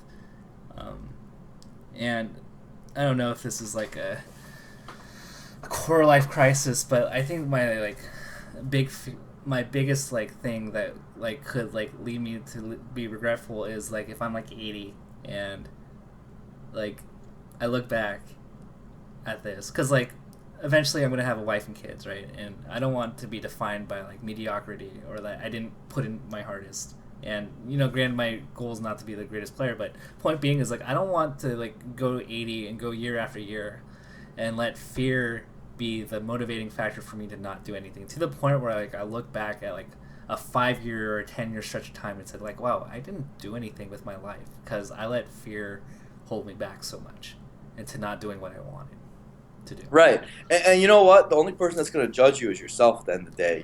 We're all going to be in the casket and no one else is going to know our story but ourselves. Someone's going to give a freaking shitty speech. They're going to talk over our funerals and they're going to, like, maybe we're going to pour some 40s out. Everyone's going to have some fond memories. And everyone's going to love us for whatever we were, right? Like, at the end of the day, our loved ones, our friends, our family, we're all going to love everyone the same. I'm not going to... If Tafokints becomes the best in the world at Super Smash Bros. Melee, or if he doesn't, I'm going to love him the goddamn same. Or his other goals in life. It won't change my opinion of him whatsoever. But it might change his own opinion of himself because he feels like he didn't give it his all, right? Like, and that's where it comes down to, is that no matter you're fighting for the people, you're fighting for everybody, whatever. Yeah. But everyone's fighting for themselves, man. Everyone's fighting for their own motivations, for their own goals. And that's, that's why I think the Smash journey can be so special.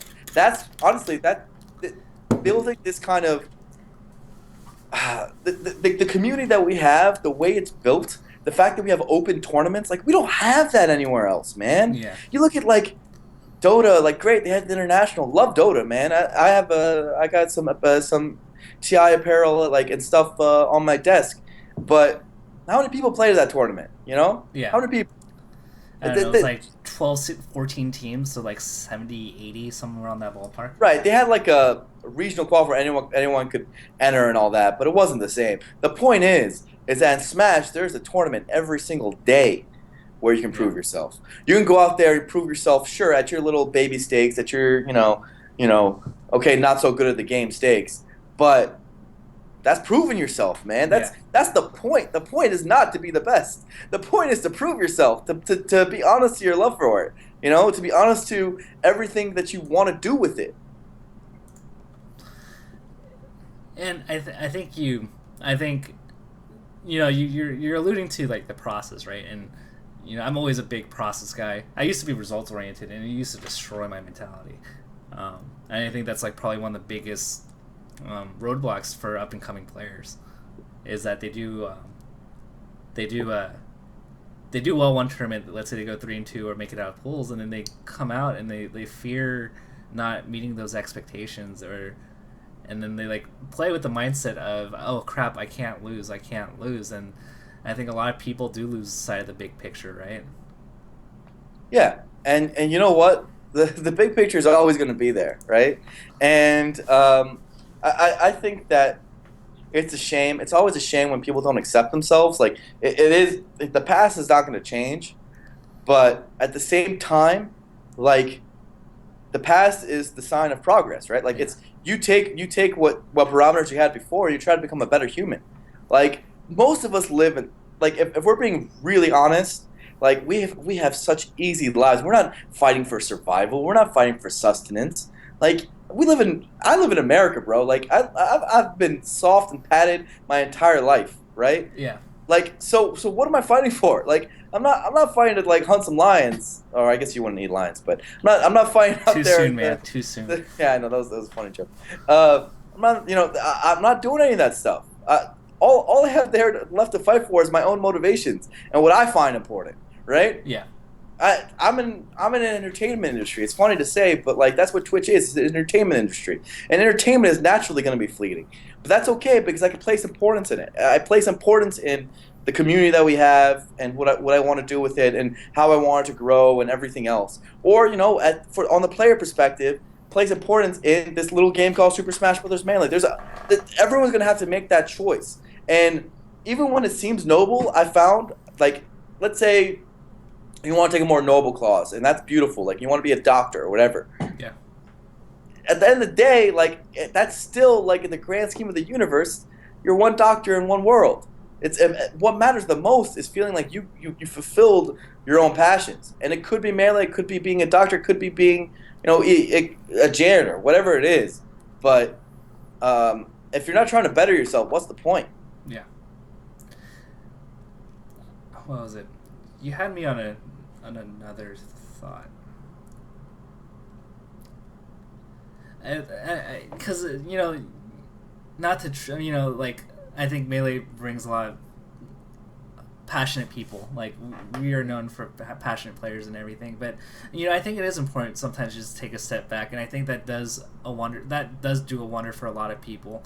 And it's actually I would say that I'm fairly empathetic, and it's hard for me there's the jokes of me JV5 stalking a girl at her first tournament with Sheik versus Pichu, but aside from that, it's actually sometimes a struggle for me to take wins, because I can like feel that like they're taking this like way too seriously, like to the point of like I feel like they might do self-harm if I win this match. Yeah, yeah, and you know what, like people obviously like that is actually part of getting better, right? Like to know how to win and to also know how to lose, right? Like bringing it back to Leffen, you think that like the way he lost to Armada, he went off and went on an emo stint. We see how that affects players like Mewtwo King, where it's like he loses and it's like it's the world's collapsing. Yeah. Many others, a lot of people have this problem, right? Where they don't know how to lose and they don't know how to gain anything from it. But losing is how you get better, right? Like it's how you get better at anything. So I don't know. It's just I feel like right now I don't know. Maybe I'm preaching too hard, but this is this is the core of why I love Super Smash Brothers Melee so much. Is yes, there's the game, and yes, there's a game we all respect and love.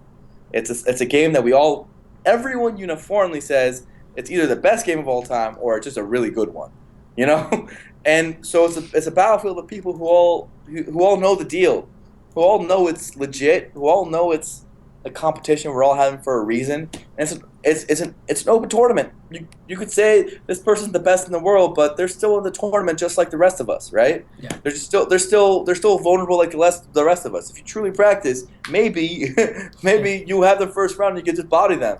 And I feel like there's so many new age players, especially people coming in who see just how far the gap is, and they don't realize that you playing against Armada first round could mean you beating Armada first round, bro. Like, don't never lose that perspective. If you were training a new player, let's say they discovered Melee through Evo and they had Boba and they were really excited about joining Melee, um, how would you coach this player? Blank slate. They're really excited about joining Melee. Yeah. uh, What would you? What would your words of wisdom would be to this player that has just started, doesn't have tech skill? Watch Evo. well, my first words of wisdom would be, like my my advice it maybe is not the best of becoming the best player because I'm not the best player, but all I know is I've seen a lot of the best players grow. Right, I've just lived through watching them get better, and I've carved my own part of the community. It's a different role, different thing that I'm passionate about, but that's what I know, and what I would tell them, I guess, is that it might be a long road, but to first like to take a step back while you find your passion to realize why are you doing this thing, like what's the point, what makes you excited about doing it? Why you say you're excited, why are you actually excited, like what makes you excited about it? And second of all, I would also tell them to build a circle of friends because that's going to be the feedback loop that makes you truly great.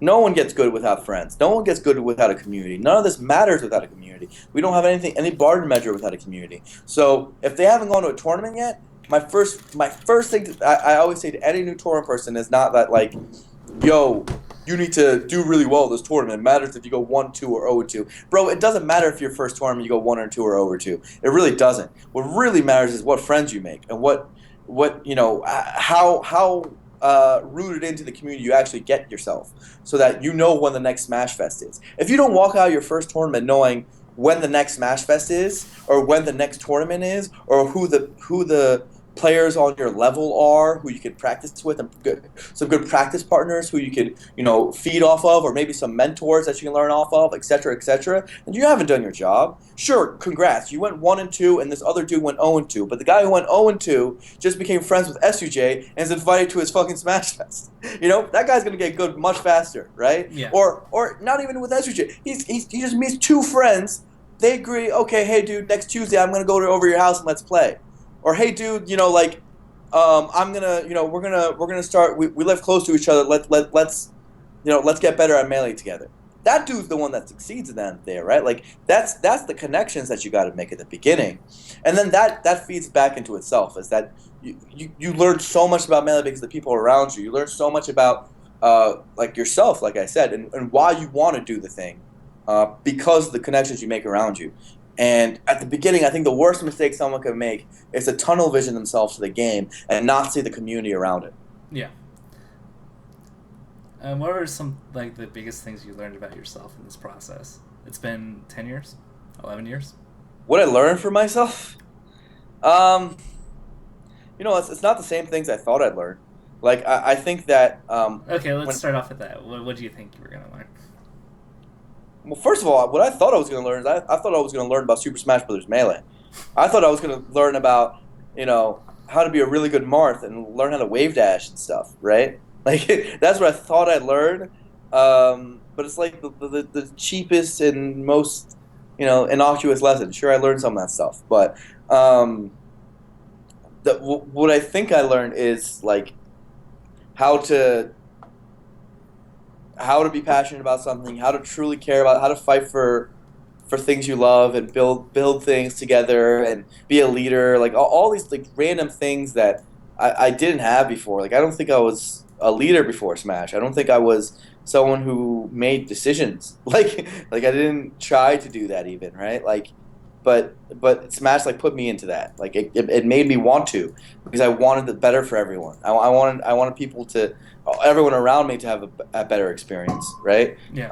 And then I found what actually makes me happy, right? What makes me happy the most is having uh, a role and a position to play where I can look at all my best friends and say that, oh, I just made a decision that made all their lives a little bit better, right? I did a thing that made them a little happy, right? And that's cool to me. It's like holding a birthday party for your friends, but every single one of your friends, every single day.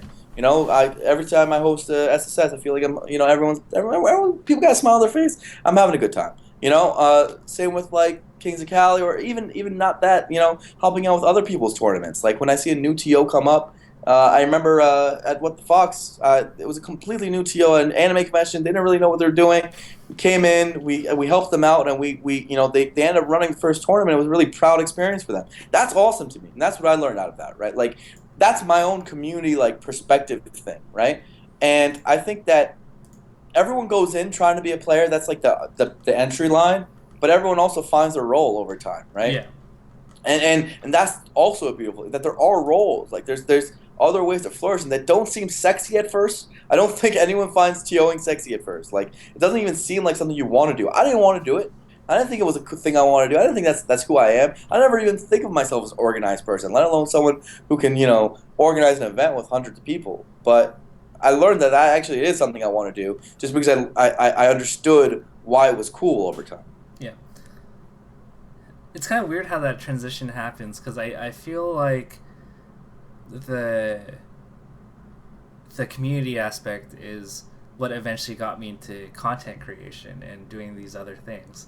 I think Hmm. when we're young, we're doing our war stories in the trenches, like playing the matches, and then we sacrifice our bodies to do TOing and organizing events, and we sit back and wonder like how we can improve.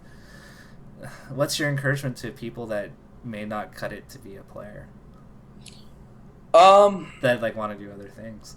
they Because want to do other things if that's what they're straight. They know they're interested, and there's some people like that. Like, I know that. So William Ma is Sincero Zero. You guys might know him. He's in Twitch chats all the time. He's a homie, and his first tournament he was assistant TOing. You know how crazy? Before he went to his first tournament, he helped with the Smash Ball. Like yeah, we're talking about a guy who he helped me so much with this, like so unsung, right? Like we're talking about someone before Smash Vaults were a thing. Like now every region has them, but this is like the first one. This is for Evo, for all these things. He helped me organize and find Craigslist listings and organize and find like get people to go and pick these TVs up and hand off money. All these things. He helped me pick up TVs before he went to a tournament. You know how insane that is? He helped me organize this massive thing, picked up TVs from locations, moved them into his car, brought them to a storage facility that didn't exist at the time. Now we have all these like facility and things on top of it that got built on top of this work. But this is before he went to a tournament, right. right? And his first tournament he was assistant TOing. It's a guy who knew what he wanted to do from the beginning, right? From the start. I don't know how he did, but he knew what he wanted to do from the start. And for people like that's what I would say. I was like, dive yourself in.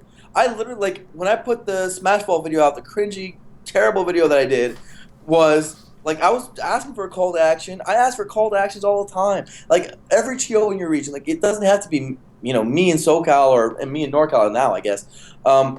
There's someone who needs help. Like I guarantee you, there's some dude who's breaking his back just to keep the game alive in your region. Because we're a grassroots community, trust me, it's way more work than it looks when you just go and attend events. Yeah.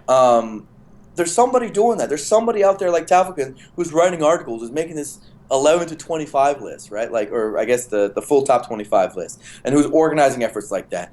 That dude, guarantee you, needs help. And if he doesn't have a job for you at the time, make yourself have a job. Like we all need that. We're a grassroots community. There's a reason why we call ourselves that. It's because we all need everyone to contribute. Like everyone truly needs to contribute uh, when it comes to that stuff, or we Yeah. don't have anything. None of this would exist. None of what we're talking about would exist unless everyone contributed in their own little way. It could be a baby way, but you know what? It's great. It's great. All those little baby ways add up to a lot. Thing. It's how do you enable the sincere zeros of your region? How do you, dude? For me, it's like usually when those dudes message me for and saying that, and I see that like, oh, they're competent, they're actually like serious. Because half the time, people just message me and say, hey, I want to help, and they're like You know not they don't want they're they not. don't, they're actually not doing anything, right? And that's the most common thing. Um, and whenever I run with it, like I enable it, but like I didn't even meet the guy yet. We're talking about he had like I don't know. It wasn't an anime picture. Well, it kind of was an anime picture. It was like a picture of a dog as a profile picture. I didn't even know how the guy looked like, but he made a spreadsheet of Trinitrons and did all Oh, this I work. I was like, remember that. "You remember this, right? This is Yeah. before I even met the guy." And I was like, "You know what? Like, let's go, dude. You clearly care about this just as much as I do. I have no idea why you do, because it was my stupid little video that I thought was not even going to do anything with it. But and then like that's it. It's honestly it's funny because in Smash like the leaders are they they'll want your help. Like they'll enable you by giving you the tools to help. And there's a lot of other cases of that. Like now everyone's starting to use Smash GG for their registration, right? Like, where did that come from? Like, does anyone sit around and ask, like, how did that happen? Why are we? Well, how did this big little platform get made? Now we have a bracketing system out of nowhere specifically for Smash. How'd that happen? Well, it happened because a dude who liked Smash approached community leaders back at last Apex, asked for the help, and the community leaders were like, "Bro, you seem pretty smart. Let's support you as much as you can." And then it became more and more a part of our community, and all of a sudden, events are started using. Like that's the stuff that changed the game, right? Like we're gonna make sure whoever wants to help has the support to help as long as they're genuine about it. Like we're Right. never gonna stop them. Gosh, it's kind of crazy. I can't believe that I've been playing this game not competitively the whole time for since '03. Yeah, man. So three, that's a mark of pride. I feel like, man, there's so many lamos out there. Let me just tell you, there's so many lamos in this world who like when they say hear the word you've been playing since '03, in their mind they view that as like a mark of shame. In my opinion, that is the mark of pride that you wear to your chest, bro. There was a time in my life like people look at Smashboard join dates, baby, and the reason why it's a mark of pride is because that means you found this beautiful community earlier in your life. Like that means there was a there like you are blessed to say that you have been part of this community and this beautiful thing for a larger part of your life and for a longer amount of time than these suckers who are just coming in now. So for me, that's the biggest point of pride. It's like okay, I've been around for a decade, but that's the best. Every break I took, I regret. Like, it's gonna be crazy when our kids are playing melee. Have you ever thought about that? Yeah, yeah, that's crazy. I can't wait. Dude, I don't think they have a choice. By the way, like I don't think they they do. Like they don't have a I choice. already feel bad just as much as Mango has claimed that he's gonna let his son find melee. There's gonna be so much pressure on him. Yeah, yeah, that kid's gonna have to do well. Well, I hate to tell that kid's gonna have a storyline based around the fact of all his pressure, all his like familial pressure. so how do you on going back to the to TVs and the Trinitrons, like that's been your baby, that was your project. What happens when somebody just like hits your TV on a live stream? What happens? You saw what happens, dude. I get mad. And the TV turned off right when that happened. Man, I thought it was broken. I was angry. I thought me and Sincere Zero had to go out there and pick up another TV. I was like, man, I don't hear about you. Didn't know how hard this is. So yeah, it makes you mad. But I just think that this this community thing. There's a reason why I'm so illogical about it, right? Like I think that all Smash players, I think Sakurai said it, we're all maniacs. We all go crazy about it because it just makes you a maniac, man. The game's good, the community's good. There's just nothing bad about it, man. There's a lot that we want to do, and there's a lot that we want to build out of it, and like there's always those goals, but you take a step back, and you're like, why are we maniacs? We're maniacs for a good reason, dude. It's awesome to be a maniac about Yeah. this game. It's kind of weird. I feel like it's the non-committal nature of how everybody is, but Mm, yeah, I don't think it's a bad thing. I totally agree with you. yeah. Like, let's It's so sweet to actually be passionate about something. So few people are passionate about stuff, you know? Like there was a time in my life where I was not passionate about anything. I just didn't know it. You know? I was just, chilling, watching anime. Maybe I played some Pokemon. I wasn't really passionate about Pokemon. I did that, played some video games, went to school. I wasn't really passionate about anything. I thought I was just more like doing the kid thing. But then, then that was before Smash Brothers.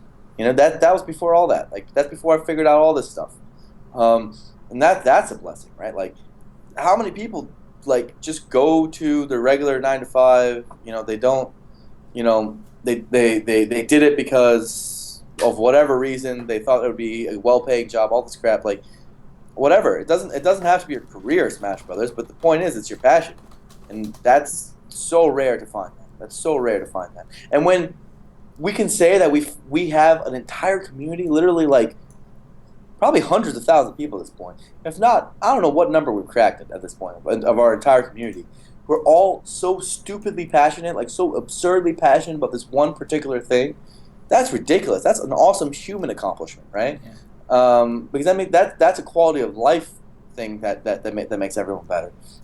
And as much as I love the other esports, I don't know if I see that same fervor anywhere else. I don't see anyone like when someone asks you like what do you think of Super Smash Brothers Melee? Like the answer, there's no other answer than it's the best game of all time, right? And Yeah. like there's no other answer. And for every Smasher, that's the answer. For every Smasher, that's the answer. So, man, that's like you can't replace that. You just can't replace that. I think it's definitely not like always the most ideal to use external factors to like validate yourself, but I feel like in this case, if you're passionate about Melee, like the thing that's beautiful about it is that you're surrounded by a network of awesome people, and not only that, supporters that will fight for your cause. Yeah, exactly, right. And everyone's rooting for everyone else. I think it's a competition. I think the competition stuff can be really intimidating. One of the things that I liked, but at the same time I didn't know how to approach at SmashCon was that it was obvious to me that the demographic was different simply because it was called a convention and not a tournament. Yeah. Right? It was obvious to me that made it more approachable to people, and I think that makes sense. Obviously, that's just human nature.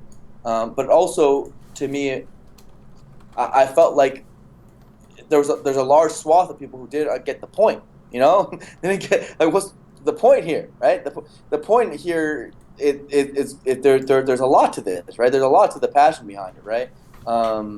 And so I had a hard time uh, grasping that, right? Where it's beautiful in its own way because we have this new thing where it's like someone wants to go to an event simply to get an autograph, right? Like that's cool, that's new, and I love that aspect of it.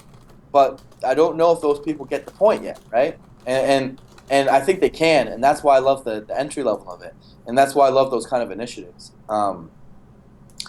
But that's I guess what I'm trying to translate and talk about on this stream is that the competition is everyone's rooting for everyone. It's a competition. It's like we call these things tournaments, but they're not that different from the friendly environment of a convention, right? Like everyone's cool with each other. Everyone's rooting for each other. Everyone's like there's no shame in going 0-2. There's no shame in like delve yourself in and trust me, it's gonna be the best choice you've ever made. It's Yeah. freaking great. And I think it's crazy because I think we've touched on like many aspects of the community: the newbie, the person that's stagnant, the person that's improving, the person at the top, the volunteers, right? And I think what's really important in the grassroots nature that you mentioned is the ecosystem of Smash. If a player gets better, it helps our ecosystem. If if a person discovers that they want to be a great TO, that helps the Smash ecosystem. And I feel that no matter what role you play, you're feeding into the ecosystem in some positive way. Yeah, like it's not like I think where the pride gets in the way is that people view like, okay, I go 0-2, this is so embarrassing, but like, bro, like, I don't know how to tell you this, but a quarter of the tournament goes 0-2. Like, one in every four people at the friggin' venue is going 0-2, and then another big chunk of them go 1-2, right? Like, it's not nothing new. It happens every event. No one's even gonna notice, right? It's not like something that goes in the history books. Whenever your Smash Wiki article gets made or your whatever gets made, it's not like people are gonna mark it down as, oh man, he went 0-2 in his tournament, right? Like, that's not a big deal. It's really not a big deal. And even let's say the records were kept, that's just a way to just mark improvement, right? Like that's just a way to push improvement. But I don't think fear should ever be the guiding line on this. If you love the game, you love the game. Yeah. And that's what the beautiful thing about Melee. It's a product that sells itself. Yeah, and it's also why it's why no one quits, right? Like we just talked about all these players, they've been around for that long. Like what the hell, man? You know, we have Ken playing in 2015. We have Chudab playing in 2000. We have Hugs playing in 2000. Like there's Athens playing. Like there is like nobody from that era. Even on the TO scale, I hung out with I talked to Matt Deasy at Evo. I talked to M3D both at Evo and at SmashCon.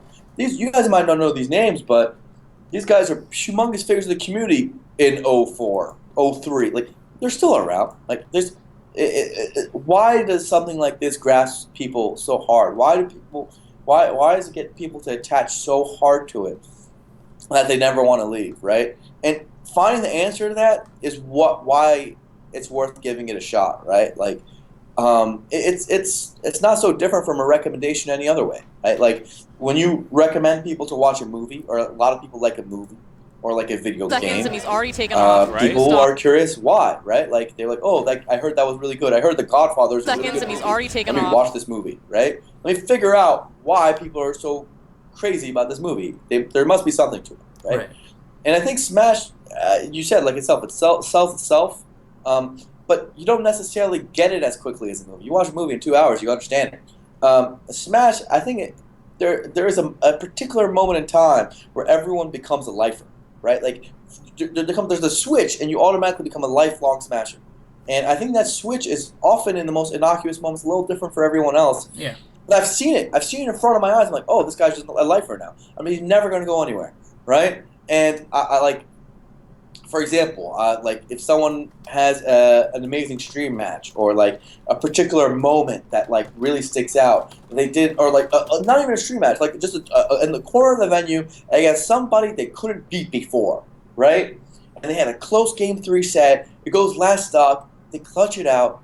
It's crazy, right? And that's their life moment, right? That's their lifer moment. And from then on, there's no going back. You want to recapture that feeling over and over and over again, whatever it is, right? And it might not be as a player, like I said. It could be as a TO, right? After I think like I wasn't a lifelong TO until I hosted my first Kings of Cali, right? Like other than that, I was a casual TO. Like I was TOing far before that, right? Yeah. Back in Virginia, all that, but I wasn't like a lifelong TO. I was hosting tons of tournaments, but it wasn't the same. And I hosted my first Kings of Cali. I saw I saw the result. I watched the videos, man. I was like, man, this was cool. And then I became a lifer. I was like, this is over. I want to do this for the rest of my life. You know, this is the thing I like to do.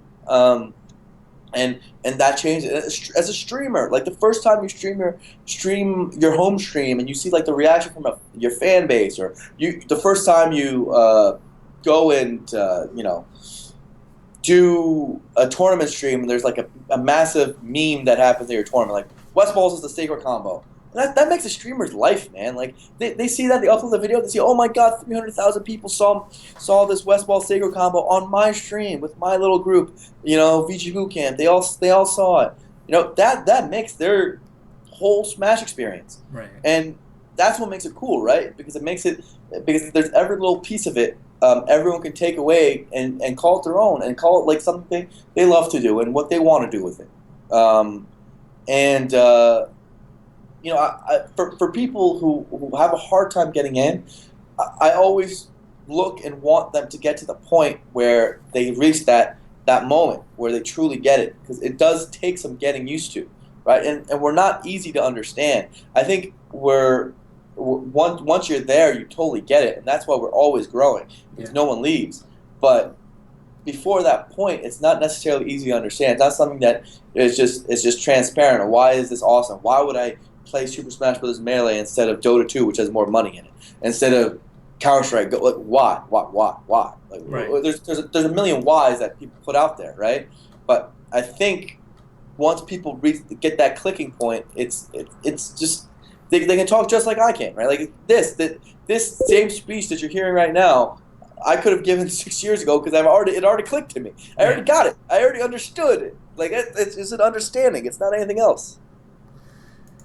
And then that also like brings up like why like washed up veterans will come back to tournaments, right? Because they miss the community. They miss the magic, and that's why like I think at the end of the day we're always gonna have that smasher itch. You know what I'm talking about, right? By the itch. Yeah. Like you haven't played for a month and it's like itching on the back. Like it's that craving that you want to play Melee again, or you want to go to another national. You tune into the stream. It's like it never leaves you. You bring back like just like getting it, and I think JC, right? And I had a conversation with him at your party, aka the Twitch party at the Cosmopolitan. Shouts to you guys for running that at Evo. He told me that before he thought he got it, he thought he understood the aspects of the community and being part of the competitive tournament going community. It wasn't until he went to Evo that he finally understood what that really meant.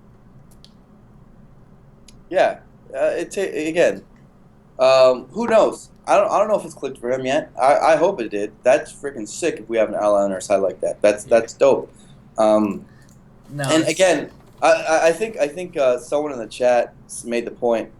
Some people like to love Dota like they love Melee, and I absolutely think that's true, because I love Dota too, and I like all the other games. And I understand how someone could go that far with that, because it's like I said, it's a lot less about the game and more about what you can gain for yourself about it, right? Like Melee is just one example, and it's my particular favorite example. It's one I highly recommend to everyone else if you can't get the tone of this broadcast.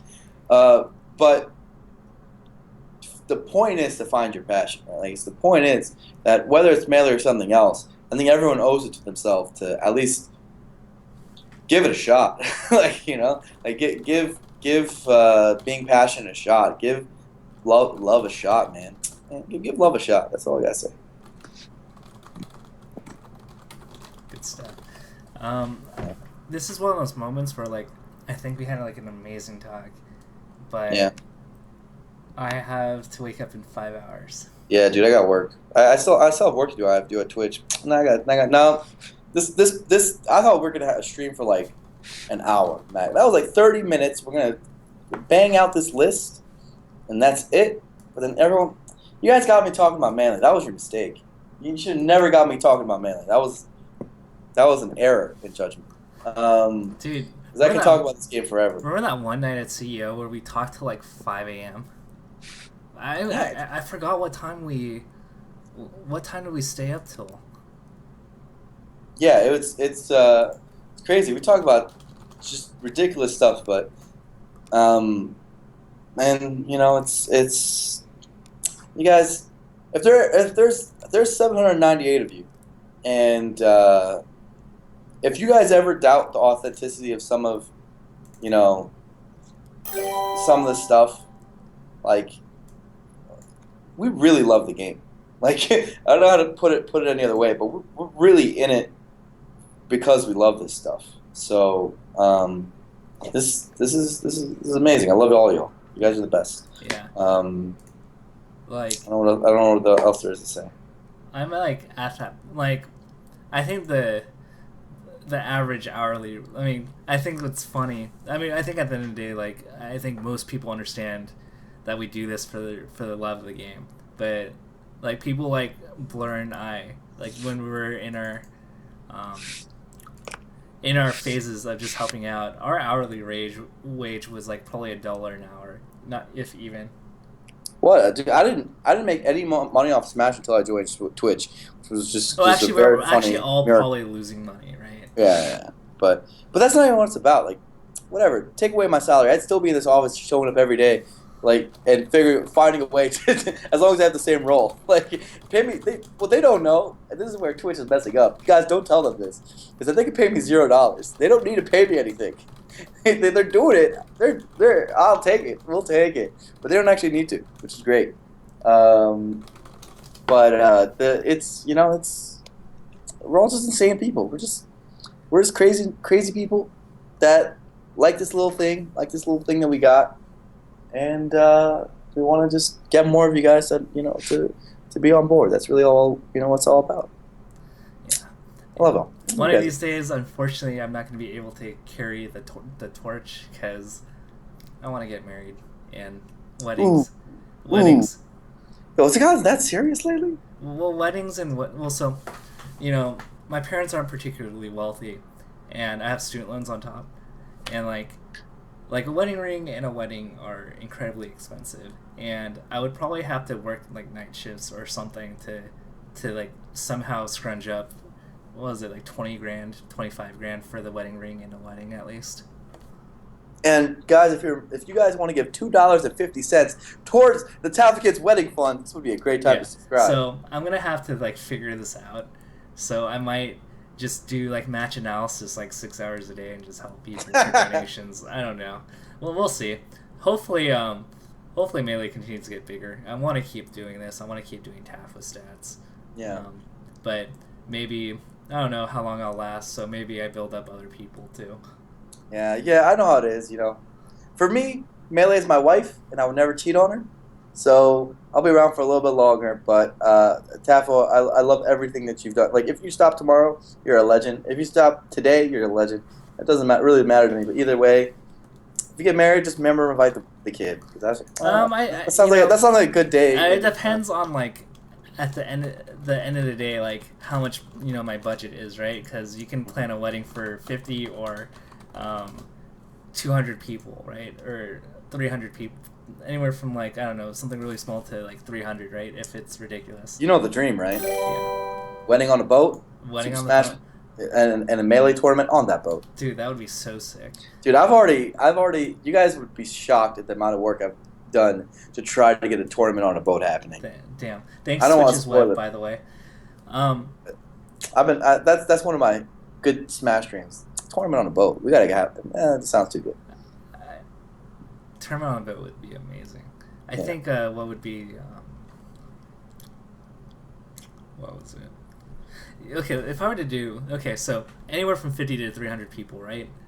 I would say if my wedding was like 150 people, you'd be in the wedding. Sick. Like, so you are in the top 150 Tafo rank 2015. That's sick. Yeah. Nice. So, if Tafo rank top 150, you might actually be in the top 100. Actually. All right. Well, we can stop this conversation at any point because I feel like hurt feelings will eventually happen. Dude. I think if I'm not in the top 50, not happy about it. Well, I mean, like top 50. You got if like 40 of them are family between you and the potential wife. Right. And then there's like. But I'm one of the 10, right? Like I got to be one of the 10, bro. No, you're not one of the. Oh, I'm one of the 10. Oh. I would say you are safely in the top 100. Like, if I I had a guest list of 100 people, like. There's no way you can go through 60 people, and I get to the Blur. Actually, it's pretty hard because I would have to invite my close friends that I grew up with college, some of my friends from my church small group. That was a great stream. We've had a great time. Fans, remember Melee It On Me is the channel. We have had a great run here. I hope you guys enjoyed this. I would say this, Blur. I would say this. You are relevant to the discussion of top 80. And remember, you can always tune in here for Tafo Talks. This other show, I think it's called the Blur and Blur Show. I don't know what it is, but it's a much better show that happens later. Usually, I think it's like every other week. Ton of good content here. You can always check it out. If you enjoyed the treat, give me some feedback because I don't know why I decided to spend my. I guess today's Thursday. Today's Thursday. Today is Wednesday. Tomorrow is Thursday. It's Melee'd on me. Okay, well, I don't know why I spent my night like this, but I hope you guys got something out of it at least. So if you guys, it's really crazy. It was actually like really enjoyable. I felt like tonight went through like just like a blur. Like I was like, holy crap, it's 12:25. Like a blur. What a statement. It is. I can't make a pun with Tafokints, but thanks for all the subs. Really excited. Once again, apologize that I didn't have time to do the blurbs for the 25 players. I will be bringing that back for the top 100. So, so what I'm going to do this year, just as a quick announcement, is that last year I felt like I delegated very poorly, so the blurbs weren't as personal as I'd like. So I'm probably going to be handpicking people based on region alliances, people that need to. Thank you, S-Balls, for subbing.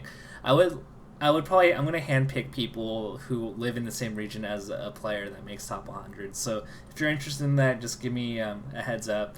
And once again, just a great night. A lot of people have asked for me to highlight this video, so I'll start when we talk about like the relevant life talk of does everybody have the potential to like hit top 10 to like probably like 30 minutes ago. So yeah, have a great night. Whoever's streaming. Oh, we forgot this. I almost forgot to do the most important thing, and that's to raid another stream, right? How important is that, Crimson Blur? Sure, raid Westballs. Does Westball says he didn't have stream equipment, unless he does. Is he just not streaming right now? I mean, if he did, then I totally would. Yeah. Let's see. What is streaming then? You should, yeah. Who's streaming right now? I mean, there's GR Smash, there's the Rec Room, there's Net Playtime, there's I Am Kodak, Gizu, Blue, 5K, Thrills, Soraka, Juski, and Nizax, and I Take Silverstones. Do the lowest viewership one. Do I Take Silverstones. Dude, there's this one guy that I... Alright, we're going to do the lower one today. Next time I'll do GR Smash. So. GR Smash, man, what he did to SJ was dirty. Let's not do GR Smash. What was that, SJ? The Edgeguard compilation thing. That's pretty funny. Dude, I like to see the reactions from people. So there's this like one guy that like had probably like 2 viewers from Spain, and then we all rated him with like 800, like probably like 800 people, and then he got like super excited and started to like show like super excited Smash stuff. Yeah, guys, let's all do that guy. Let's do the whoever's the lowest. I want to see that guy go in. Oh, zero viewers. Okay. I Am Kodak, is that the one we're doing? Alright, let's do it. Oh, they already rated this guy. Is he even looking at his stream? He's not even. Is he even there? Some of them only do it just for like their VODs to watch their matches, like themselves again, right? Do one with a player cam, dude. Do one with a... He has a player cam. I just can't see anything in his couch. Like, it's live, and there's a player cam on the top right. I Am Kodak as a player cam, not when I'm... No. I Take Silverstones. Then do I Take Silverstones? Like, but like, I can't see... It only shows, like, a red shirt from his back and, like, a couch, and it's, like, off-centered. Alright.